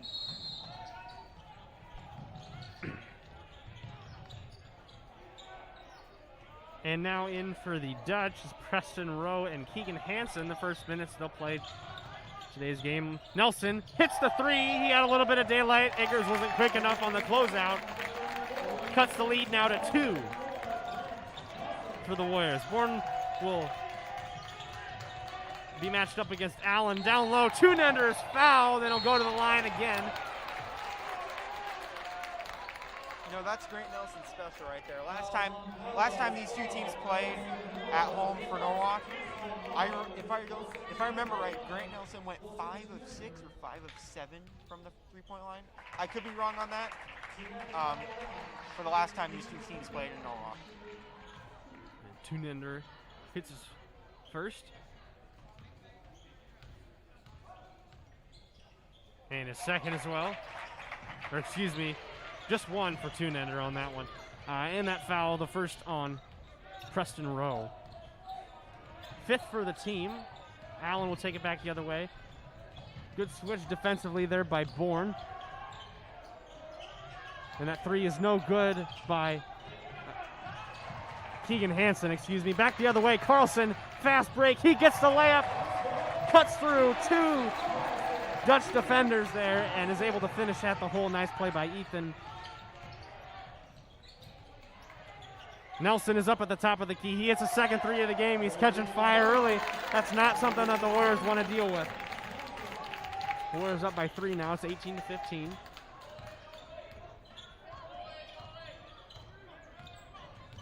Carlson will give it to Juergens. Carlson at the top of the key. He's guarded by Josh Warner. Juergens is down low. Almost had a bucket there, but stumbled. And Eggers for 3 from the wing. Sam Eggers. Nice shot there. He's got 4 now, and he puts the Warriors back up by 6.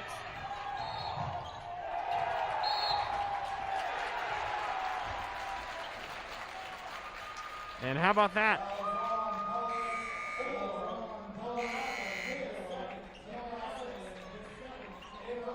Offensive foul on Noah Allen. A nice play there by Reddick Bourne. And as I talk about, like his defensive IQ is up there. You wouldn't think he would be just a freshman. Be able to make those plays. And not a good pass there by Eggers. It'll go back the other way.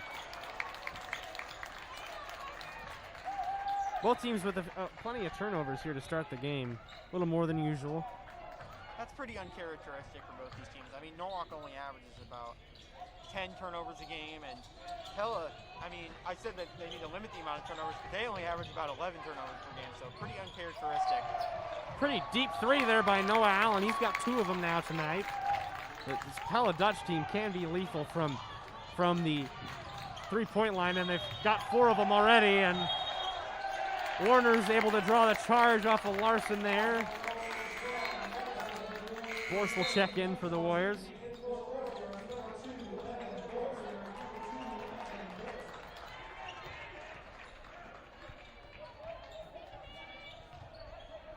Elder with the ball now. He'll take point. He's guarded by Juergens. Hands it to Nelson, and now Miller finds Elder in the corner. Good defense there by Tunender. He was able to help, but fortunately left Warner open on the wing, and he ties the game up with the Dutch's 5th three-pointer, 3rd straight.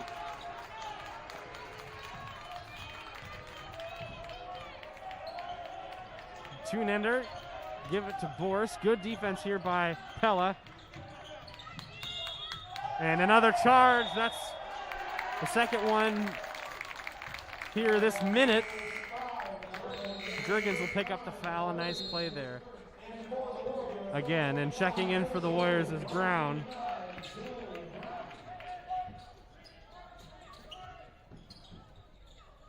It's now back-to-back possessions where Max Juergens has tried to get the ball right to the corner for either Ethan Carlson or Sam Eggers, and right now it's not converting right now.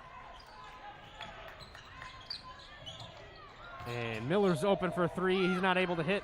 Not the hottest shooting night for Carl Miller, but the rest of his team is able to pick it up for him. Double team down low on Elder, and Miller's open again on the corner. He can't hit again. 0 for 2 just on that possession. Just a little over halfway done, or under halfway done with the second quarter. Brown's not able to find Tunender down low. He thought he had the pass there, but it held on intelligently. Pretty decent start for both teams offensively and defensively, I'd say.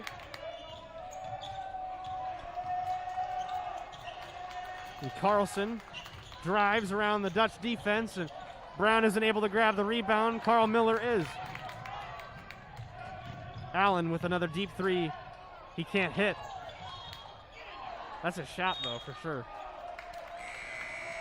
Yeah, when these two teams played each other earlier in the year for varsity reserve, Noah Allen, I believe, had 30 points and 8 or 9 threes in his first game for the Pella Dutch, I believe. So definitely something to watch out for.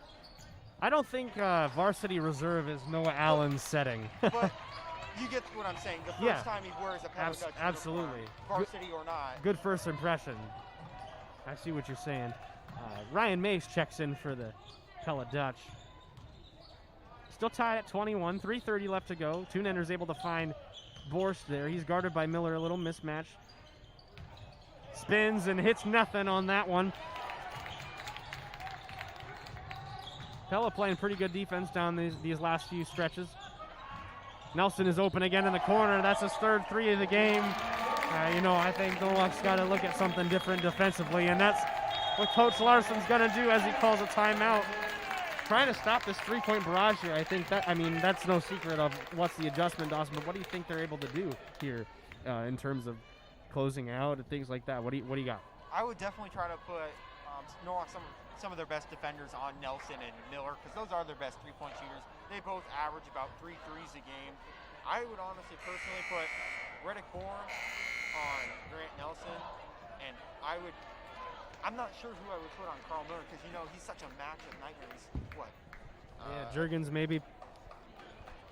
He's 6'4", so he's a lot taller than most of the guards on our team, and he's as tall as Joe Brown, so it's kind of a hard matchup for him for Norwalk to figure out on him. Brown hasn't necessarily been fast enough to keep with Nelson. Yeah, I was going to say maybe Juergens is tall and fast enough, but still, Pella's got this offense set up for Grant Nelson to get him open for three-pointers, and it's working so far. Tunender with a fake. Juergens the floater, a little short. Preston Rowe checking in for the Pella Dutch. Miller fakes. Nelson's open again. He can't hit that time, but he's still shooting about 50%. And that was last touch by Rowe. Gonna go the other way. Pretty close call there, I'd say. 2:40 left to go here in the first half. Pella running a press. Tunender down low to Brown. Fakes, goes up. Good! Nice move by Brown. He's able to cut the lead now to just 1. Back and forth game. Been pretty close this first 2 quarters. And Elder takes those points back and adds one more with that three-pointer. Pella is shooting the lights out of the ball tonight. And that's their game. They shoot a lot of three-pointers, and they make a lot of three-pointers. They shoot about 39% on the year from the three-point line.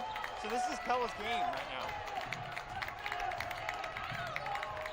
Juergens can hit that one, and he'll take those points right back. And Borsch with the steal, active hands as always. Let's see what they can do here. This is an important possession. Larson down low, thought he was hit a little bit, couldn't finish. Wars trying to get back on defense here. Nelson's got it again. Oh, look out. He hits again. Holy cow. Grant Nelson has 5 threes. 4 or 5. He's hit his season average 5 in threes. the first half. Yep. He's got a total of 16 points tonight.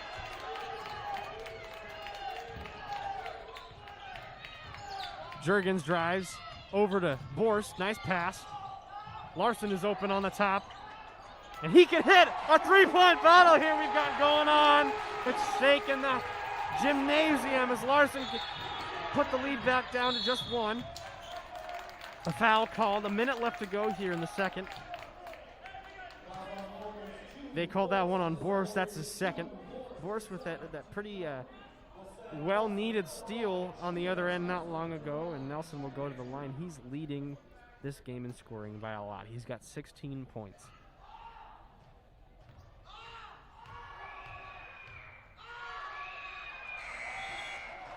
Reddick Bourne checks in for the Warriors, and in for the Dutch is Warner and Allen.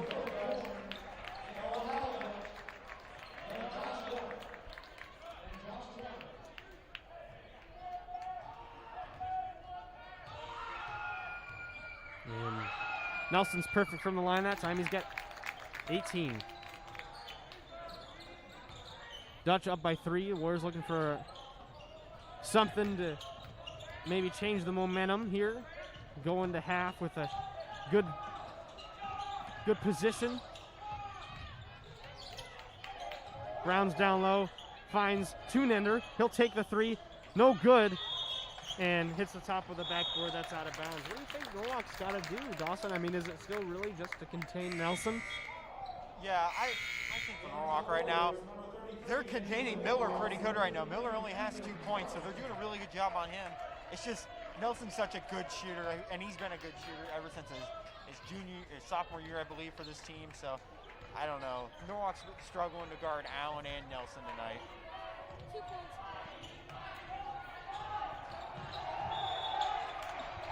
And that one's tipped out of bounds. The Warriors will take it. Larson checking back in, and we got 21 seconds left to go here to make something happen. Eggers checks in also for the Warriors.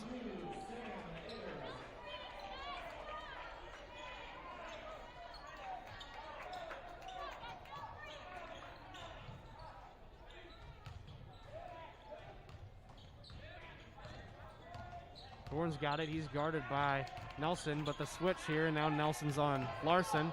Another screen. Larson's able to go up and around the defense. Another charge is called. That's the third of the game. I don't know if I agree with that one. I think it's people moving right there. I definitely think that's a blocking foul, if anything. Carlson will check back in. And in for the Dutch will be Parker Elder. 3-point game, 6 seconds left to go here in the second.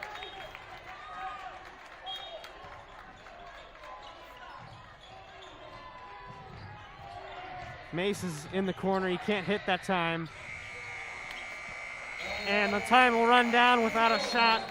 The Warriors down by 3. It's 32-29. Grant Nelson with a solid, more than solid 18 points. You know, he's averaging 17.6 a game, and he's got 18 in the half. We talked about, you know, defensive adjustments and things like that, but we knew that Nelson was a good shooter already, and I think there's only so much you can do, but the Warriors are a tough team, especially on defense, one of the best defensive teams in the conference. And if anybody can stop him, it's definitely this Norwalk team. So what do you got, Dawson? What do you think the coaches are talking about here in the locker room, and what's got to change for both sides in the second half? Well, I'll start with Norwalk first. Offensively, they're running their offense really good right now. They're shooting the ball really well, better than they usually would, better than their season average. Defensively, I gotta find someone that can get a hand up in Nelson's face. That way he can't keep getting 3 after 3 after 3, because he's a streaky shooter. Once he makes one, he can make 2, 3, 4, 5 in a row. So definitely want to slow him down and contain him. For Pella's getting the shots they want. Allen's had a couple threes. Obviously Nelson has 5 threes on the night. So just keep running their offense, keep crashing the boards, keep chucking it up the court, getting fast break layups. And defensively for Pella, I would just try to settle down and sit down and guard. We've seen times where they've jumped all over the place. And that's allowed Norwalk to get wide open three-pointers at the wing area in the corner. So, yeah, that's what I got at halftime. You know, I think this is a game that everybody wants to see, whether you're in the Little Hawkeye Conference or you're just a fan of basketball. And this is the most packed I've seen this gym this year. You know, with COVID regulations, it looks a little empty compared to regular years. Like you look back to Oskaloosa 2 years ago, I think we had people sitting on the stairs and standing on the sides of the court. 600 or excuse me, 1,000 viewers online. You haven't reached that quite yet this year. But for as packed as we can get it, I think this is pretty close. You know, people want to watch Norwalk play Pella. People have wanted to watch Norwalk play Pella for years now. And what do you think this rivalry means to both of these schools and the people that attend them and the communities as well? Well, this rivalry for years, for about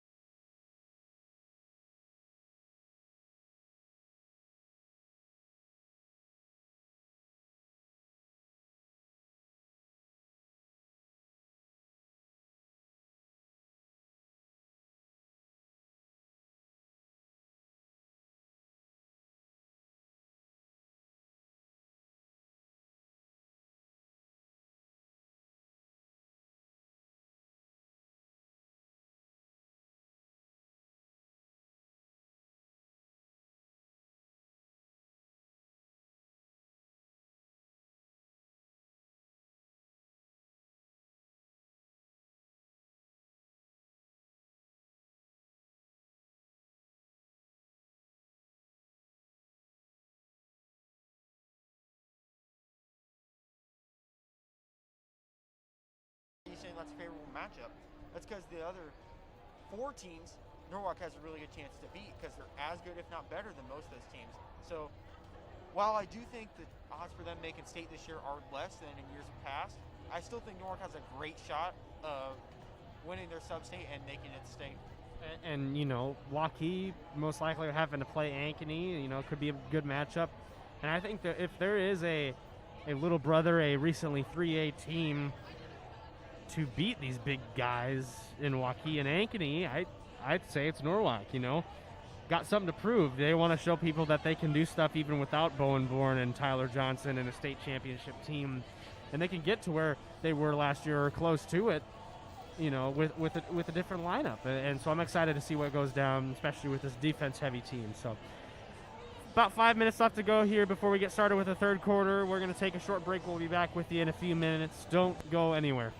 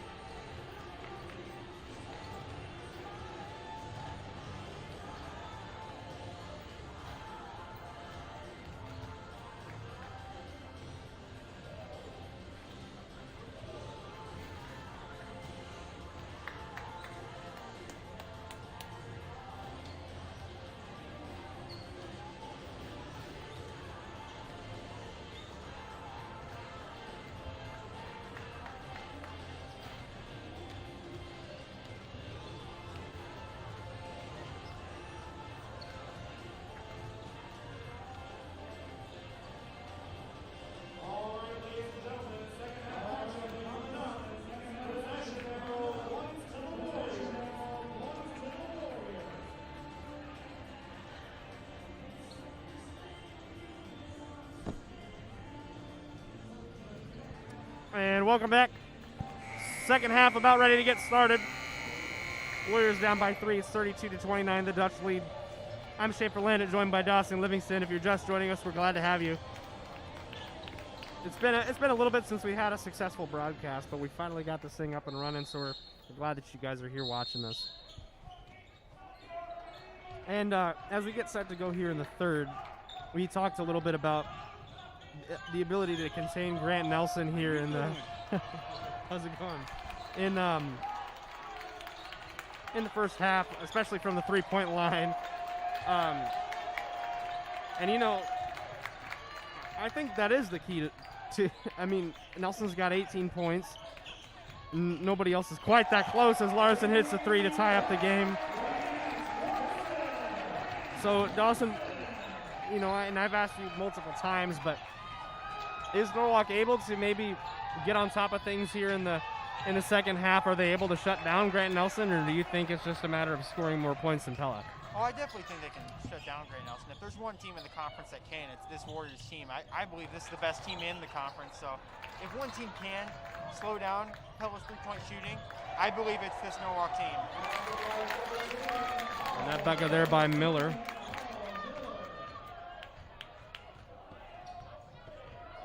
Dutch back up by 2 points now.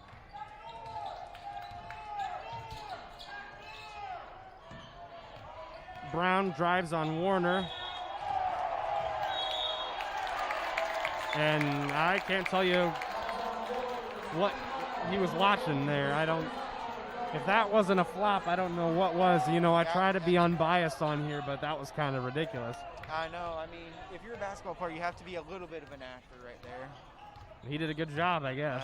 That's an Academy Award right there. Miller down low, can't hit. Brown with the rebound. Larson will try it again. Up and in, and one. A bucket for Larson. He'll have a chance to put the Warriors up by 1 at the line.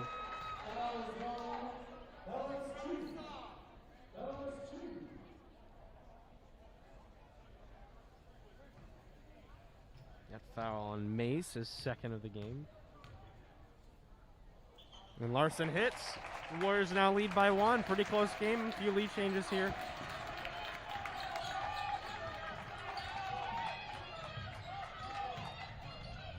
Mace is in the corner. He's wide open. Brown again with the rebound as Mace misses the three.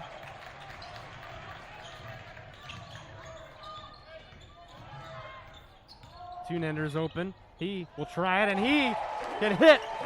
Three-pointer for Tunender, and they now go up by 4. And Warner trying for a quick bucket there. He can't hit that time, and the Warriors might be pulling away here a little bit. And it's no secret, this Warriors team, they shoot way better at home. I believe the numbers are they shoot well over 40% from 3 at home, and away it's below 35%. So this isn't shocking. Norwalk making many threes at home. Mace taken away. Nice play there by Tunender. He's able to save it. Back the other way goes Borst, and he tries to drive, and a blocking foul, this time on the Dutch. Call that one on Nelson. Checking in for the Dutch will be Allen and Rowe. That's Nelson's second foul of the game and the team's second of the half.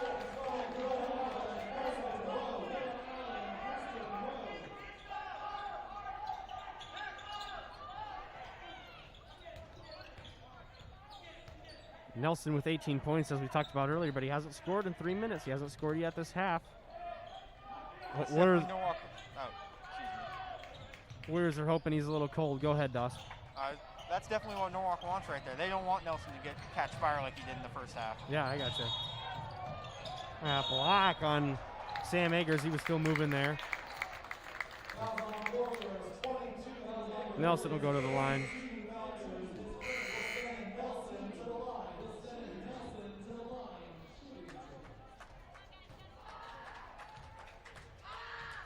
He makes his first. Checking in for the Warriors is Carlson. Borst will take a seat.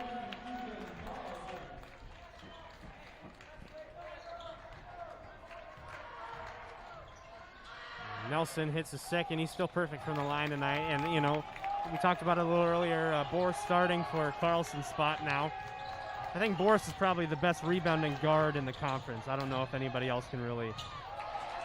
Nice bucket there by Brown.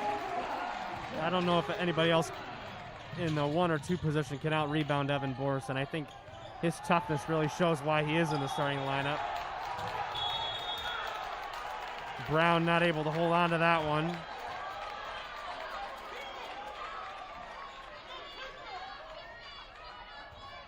Got a little animated there. Elder will inbound, this time to Nelson. Nelson's picked up by Eggers. A little bit of a height disadvantage Eggers has, and a charge! Eggers takes it. Nelson with his third foul of the game, and the Warriors get the ball right back. Checking in for the Dutch will be Warner. Plenty of charges tonight, the most I've ever seen in a game.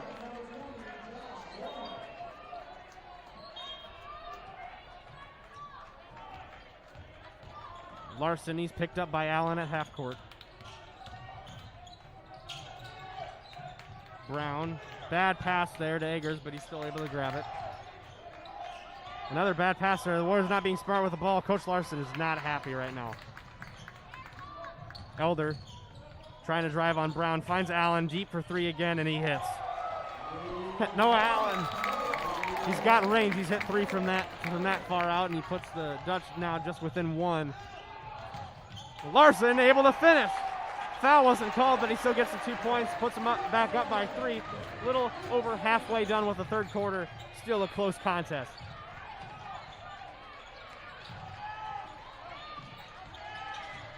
Elder fakes, gets by Brown. Brown not sliding his feet very well. Elder able to get to the hole pretty easily there.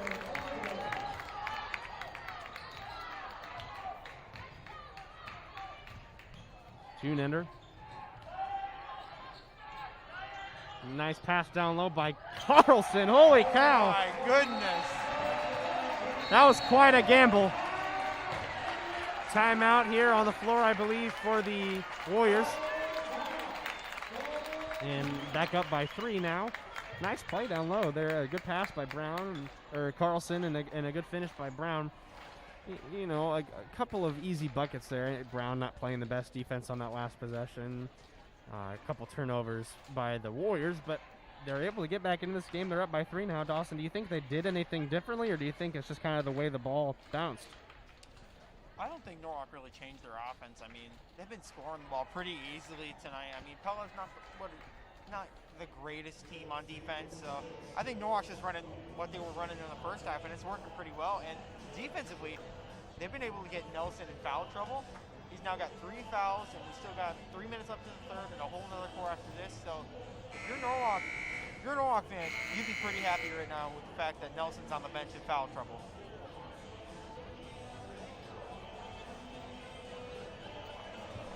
And out of this timeout here, I do agree with you, Dawson. 3 minutes, 10 seconds left to go here in the third. The Warriors are now up by 3. Nelson's got 20 now, leading both teams, but Larson was able to amount to 14 points now here in the third quarter. Certainly more than his season average for sure. He's been able to hit a couple from deep, and he's scoring down low as well, finishing through contact, foul or no foul. Good game for Grant. Hopefully he can keep it up. Rowe gives that one to Allen. Allen takes another deep 3, air ball that time. Not the smartest shot. It might have been a heat check there. He has been hitting them, but not that time.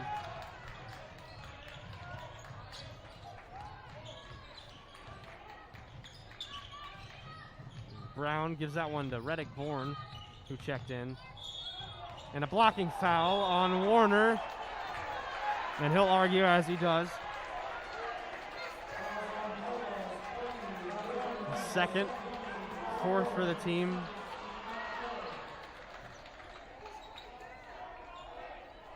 A little dispute between the coaching staff of Pella and the referees. Jurgens finds Bourne. Oh, he should have taken that 3. Carlson fakes in the corner. Can't hit, though. He wanted that one. And Bourne grabs it. Good grit there by Reddick Bourne to be able to grab that ball. And Jurgens can't hit. 0 for 2 that time from 3 for the Warriors, but they're getting open shots. That's all you can ask for, really.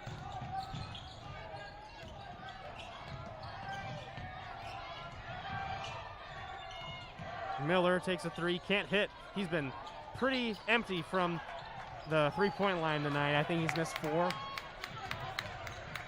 Bourne drives, gets through the defense, finds Brown somehow, some way, and he finishes 46-41. Now the Warriors are up by 5, and they're rolling here, hoping to keep this offense going and this good defense consistent. Allen, he's doubled. Preston Rowe drives, nice spin on Jurgens, a good finish. That was a nice play by Rowe. That was a great play right there.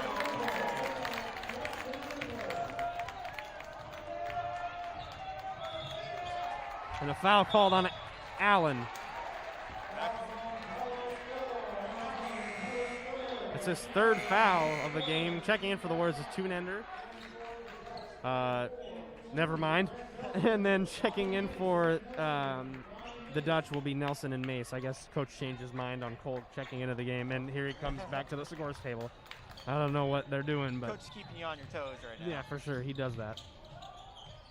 Good feet. That was a good decision by Brown. The 3-ball quarter pocket. Man, I love that. I love that play by Brown there. You know, he's been going up all game and getting low post buckets, but he kicks it out to Jurgens for one more. Jurgens has been pretty decent from the 3-point line this season, and you know, Brown hasn't always done things like that, but that was the perfect play for tonight's game. I don't know about you, Dawson, but I certainly think so. And that play's been there all night. We saw earlier in the game where Jurgens is driving and either Carlson or Eggers is wide open from the corner. Now the past 2 times we both got charges on it, but that's been there all night. And by Norwalk finally getting that, we could see Norwalk get possibly a bigger lead right here. And I like this matchup here. Bourne on Nelson, he's able to contain him a little bit. He's got active hands. He's got to watch him sometimes. Mace is able to drive and get the layup. 44 seconds left to go here. Time's ticking down in the 3rd. And Larson not thinking there. He double dribbled, and Dad's not happy. But yeah, we talked about that play by Brown, and in the locker room, that's what they talked about. You know, just a solid jump stop and a kick. You got to commit. But if you do that, you know, you can create space. You can create open shots as well.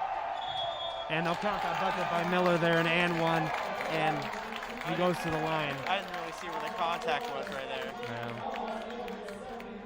Carlson's 2nd of the game, and Miller has a chance to cut this back to a 1-point game, and Warner and Elder will check in for Pella.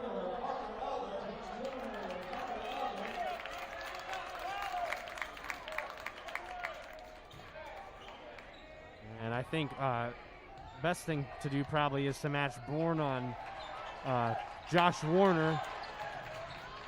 I'm not a coach, but that's what I do, especially with Nelson out. And the Warriors trying to get past half court there. Larson's able to find Tunender. And Cole, he's got 25 seconds left. He drives, nice layup there by Cole. And after Miller's missed from the line, the Warriors are up by 4 now, 51-47. Time's ticking down. See if Pella can make something happen here if the Warriors can play good defense. And yeah, see, there he is. Bourne is on Warner. I think that's probably the best call. And Allen can't hit the 3. And the Warriors take a 4-point lead into the 4th quarter. Excellent, excellent finish to the quarter there. Might not be the way they had planned, but I like where this team is sitting, and I think they just feel good right now, and what they just need to do is hold on for 8 minutes, Dawson. What do you think they're talking about here? Both of these huddles have to be pretty tense. What do you think's going on in the minds of the players and the coaches? Well, right now it's no secret. Norwalk shoots way better at home, so them hitting the 3s, allowing their offense to be more versatile and dynamic. So that's been pretty big for Norwalk. And defensively, they're really holding Nelson in the second half. I believe he only had, 2 points? 2 points in the second half, so that's huge. But it's the other guys. It's Mace. It's Miller. It's Noah Allen. It's those guys that are getting the buckets now. And now you got to figure out how to slow those guys down, and you got to slow Nelson down in order to win. For sure. And you know, I just think the Warriors are playing to their capabilities. Larson's got 14 points. Jurgens has 9. I like that play down low by Brown. We're moving the ball well. Reddick Bourne, Evan Borst, Grant Larson, they're all playing excellent perimeter defense I've been seeing. If they can keep this up, they've got it. I really think so. If they're able to contain Nelson and keep this defensive pressure up, then it's their game. But it's just a matter of if they can do it and the mental toughness that they need to have. You talked about it earlier. Do they have the mental toughness to stay in this game against this tough Pella team? Can they rebound? Can they play defense? Can they get open shots? I'm excited to see where this one ends up. And Mace can't finish down low. He thought he was fouled by Brown, but no call there. Bourne back the other way. The Warriors have it. Chance to get the first bucket of the quarter. That would certainly mean something to them. Bourne, Borst, Brown, Eggers, and Tunender, your 5 for the Warriors. And Tunender from the corner, no good. Brown with a tough rebound, and a foul is called on Mace, I believe. Nice grip there by Joe Brown. That's his third. And Larson will check in for the Warriors. Bourne will take a seat. And your 5 for the Dutch, Nelson, Mace, Miller, Elder, and Noah Allen. Allen has 9 points tonight, all from three-point range. And one bucket there. Nice finish by Brown.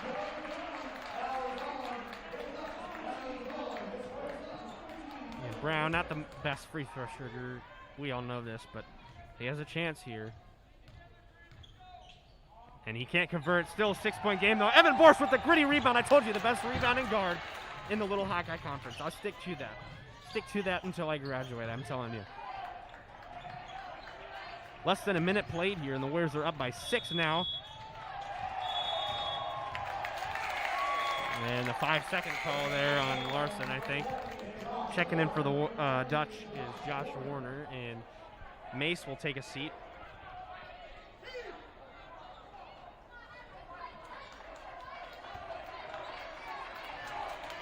All right, let's see it. Let's see the defense that we've been talking about. Warner at the top of the key. He's guarded by Tunender. Finds Miller. Good defense there by Larson. I think he switched. Elder's in the corner, guarded by Brown. He tries to drive. Brown lets him through, and he finishes over Brown. Brown's not been able to slide his feet tonight on defense. And you can't be mad at Brown for that one, because that's just great defense, but that's just better offense at that point. I just think, in all, Elder's quicker, and I think that's what it comes down to. Warriors able to get it across half court. Tunender is fouled, and he'll get a shot at the line again. Let's see who that one's on. Nelson, that's his 4th, and it would be big for the Warriors to get Nelson to foul out here. He's got 20 points. He hasn't scored much in the second half, but he can, and that's, I think, what the biggest thing is for the Warriors here and their anticipation. And Tunender hits his first. Pool's got 9 points now tonight, trying to get 10. Brown's got 10 after that bucket down low. Preston Rowe checks in for Nelson. And his foul troubles, and he'll take a seat.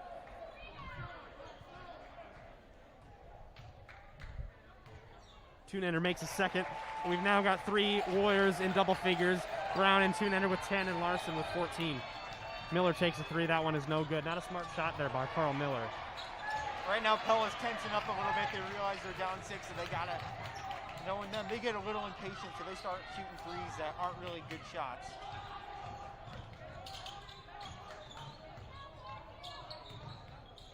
Tunender.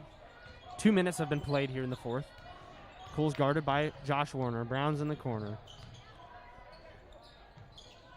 Larson, he's picked up by Allen. I don't know about that one. I think there was some contact there. Allen's able to knock it away and get the layup on the other end. Defense into offense. 4-point game again now for the Warriors. And Tunender gets it across to Brown. Borst is in the corner, finds Eggers. Good defensive movement here by the Dutch. And this is what Pella wants. They want you to rush your offense, because that means they get more possession. That means they get better chances to score. And good toughness there by Eggers. Larson fakes in the corner, can't hit. Eggers able to hustle for that ball. Unfortunately, Larson couldn't hit the open shot. He had it, though. Dutch will take it back the other way. They're down by 4, 55-51. 5 minutes left to go here in regulation. Noah Allen drives on Eggers, spins, hits it. 2-point game after Allen's shot. Noah Allen has 13 points now. Eggers able to get by Allen after that bad catch, I should say. It was a good pass. He just wasn't paying attention. Warriors trying to run some sort of offense. They need a bucket here. They need to stay on top of this Pella Dutch team. Good defense by Elder. Preston Rowe takes it away. And the Dutch go back to the other end. Miller's in the corner. Wow.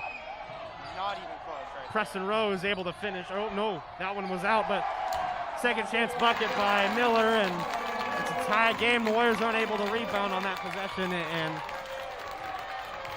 boy, do they need something going here. And That's a timeout, yeah. Perfect call right there. Larson calls a timeout with, we're halfway through the fourth quarter. It's a tie game, 55-55. The Warriors were up for most of the fourth quarter, but the Dutch able to come back a little bit on some mistakes by the Warriors, some good toughness by both teams, as we've seen.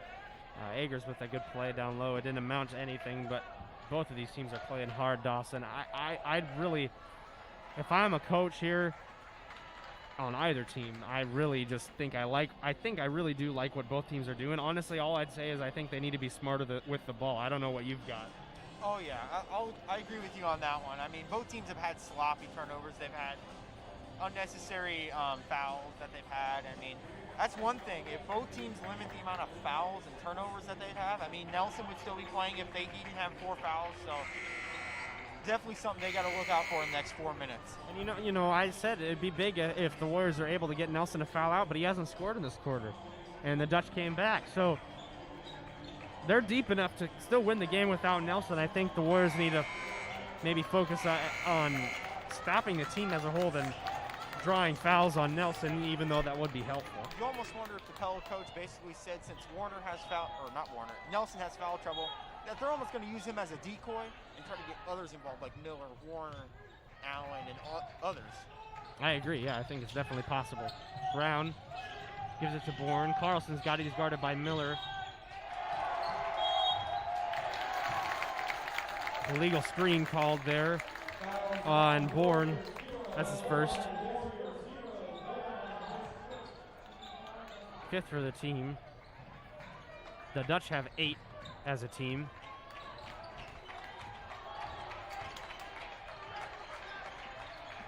Nelson will drive, he's doubled and can't finish. Rebound, Reddick, Bourne.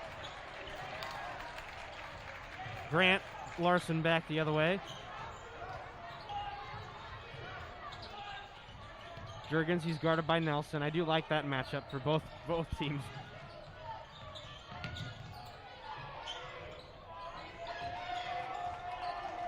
Larson, a little mismatch there with Mace. He'll switch on to Bourne. And Carlson. Not a lot going on here in this possession. The Warriors looking for some sort of daylight, some sort of opening, and a good steal there by Miller as he goes back the other way. Brown's able to get back and stop him. Good awareness there by Larson to make sure Nelson couldn't get the ball right there. That's Pella's offense. I agree. Right there. Get him the ball. And Nelson boggles that one. He's able to grab it.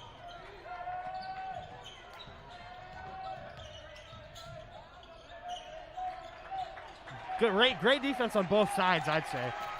I mean, really.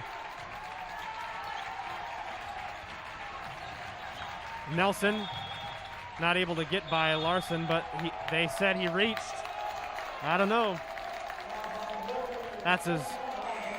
Oh, I'm sorry. That one was on Brown. I wasn't even looking at the right call.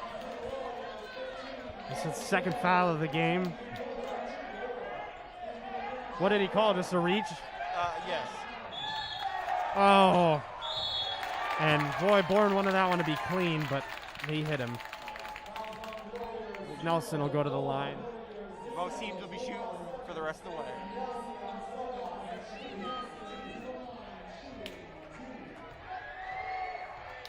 And Nelson hits his first. He's been perfect from the line so far today. He's got 21, potentially 22 after this next free throw. His first bucket of the fourth quarter.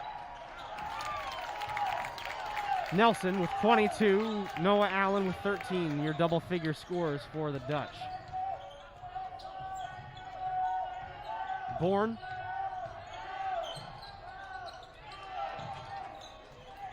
Larson, Jurgens, Brown, and Tunender, your 5 for the Warriors. We've got kind of a big man lineup going with 3 posts. Larson gives it to Bourne in the corner. Can't hit, a good shot. Tunender with the rebound, goes up and loses it, and it'll go back the other way.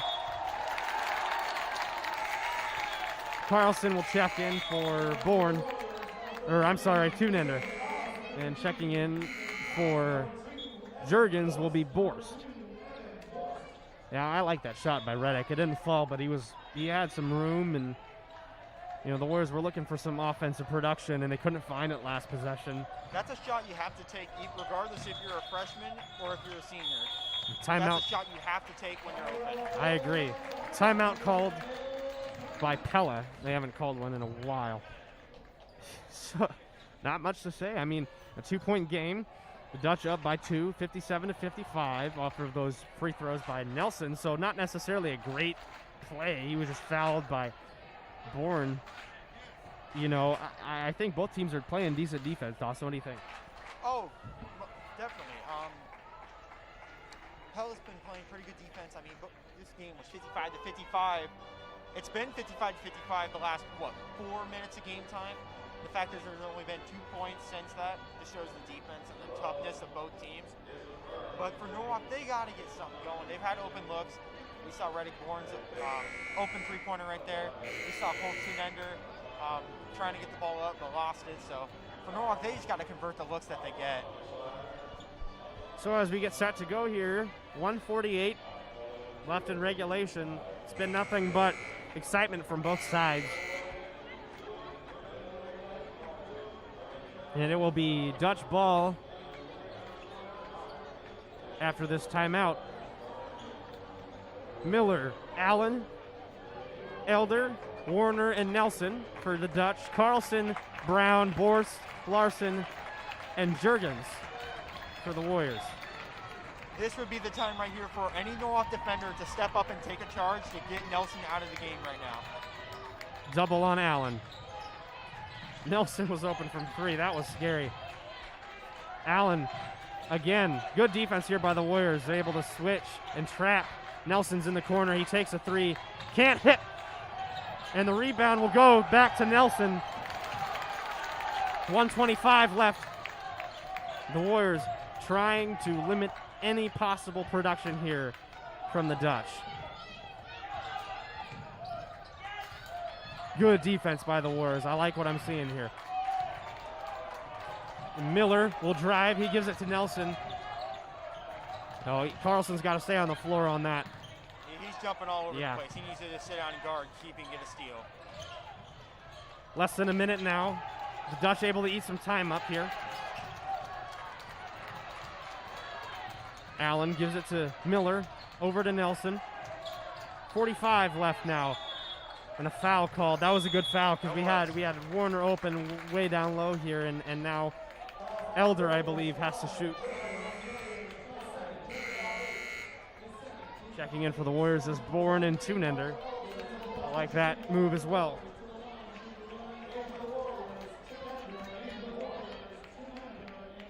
Elder will shoot. These are important. Can't hit. And the Warriors have it. 40 seconds left. Reddick Bourne has the basketball. Jurgens is open in the corner. He's short. He grabs the rebound. In the corner is Tunender. He can't hit also. These good shots from the Warriors are not falling. Rebound goes to the Dutch. They still have a chance. Allen drives. Tipped away by Tunender. Nice play. 15 seconds left to go here.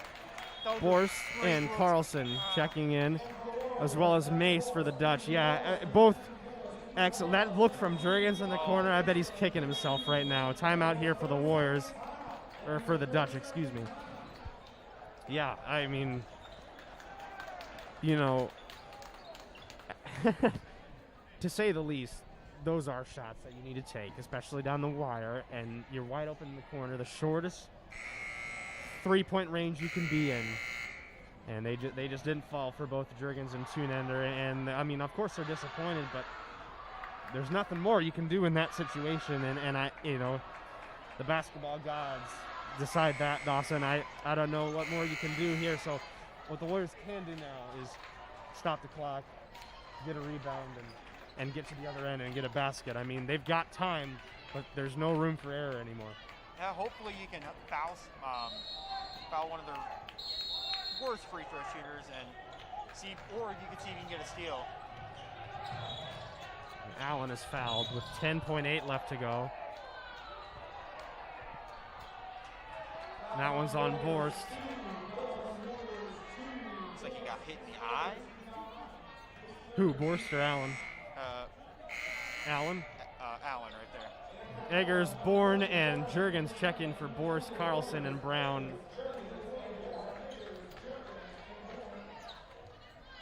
It is a 1-and-1, so Norwalk can get this rebound. This would be huge. With a bad eye, it's definitely possible for Noah Allen to miss the shot. 10.8 left to go, 2-point game here. And he hits. He gets a chance for one more.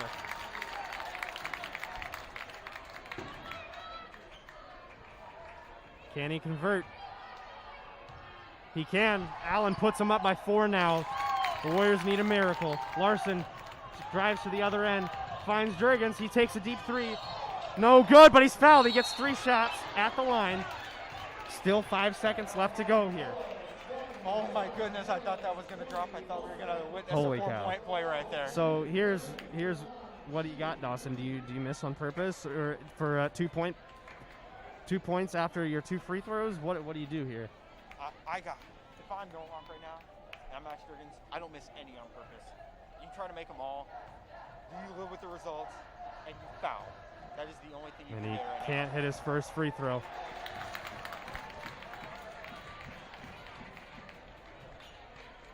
He gets 2 more. He can put this game to within 2. And he misses a second. He just needs to take a deep breath and hit this last one. He needs this last one.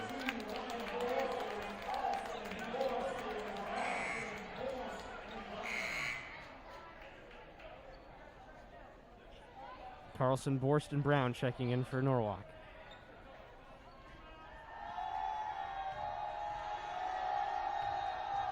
And Jurgens can hit his last one, and the the one Warriors he buy needed. some time here for a timeout, and the Dutch have to inbound. And, you know, We've seen crazy things. I have literally seen on the same baseline Grant Larson steal and create space for a bucket in crunch time like this. I've seen it last year, and it's definitely possible again. If I'm Coach Larson, I mean, I would put Larson on that baseline. I know he's not the tallest guy, but he's got the most active hands. Him and Bourne both. You get your defensive lineup in, and you get open for a three-pointer. Something's got to fall, especially with the 2 open ones they've missed, Dawson. Definitely, and even if you don't get a steal right there, you can get a 5-second call, and the ball's down at the end, your end, and you get 5 seconds left. That'd be huge for this Norwalk team. Right now is where you just need to play the best defense you played all season. See if you can either get a 5-second call or a steal. Carlson And if you can't get either, you is foul guarding right the there. inbounder. Yes, absolutely. Miller's got it, and the foul. 1 second was wasted there. Miller will go to the line. It's a 3-point game, 59-56. Miller, not the most reliable free throw shooter. Fouls on Warriors 33. Fouls on Warriors 33. Carlson seconds, number 13. Miller to the line shooting. Miller to the line shooting. He'll get 2.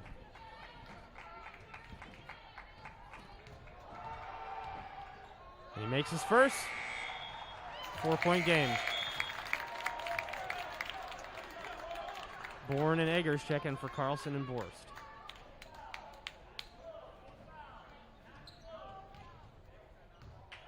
Miller hits his second. 5-point game, 4 seconds left.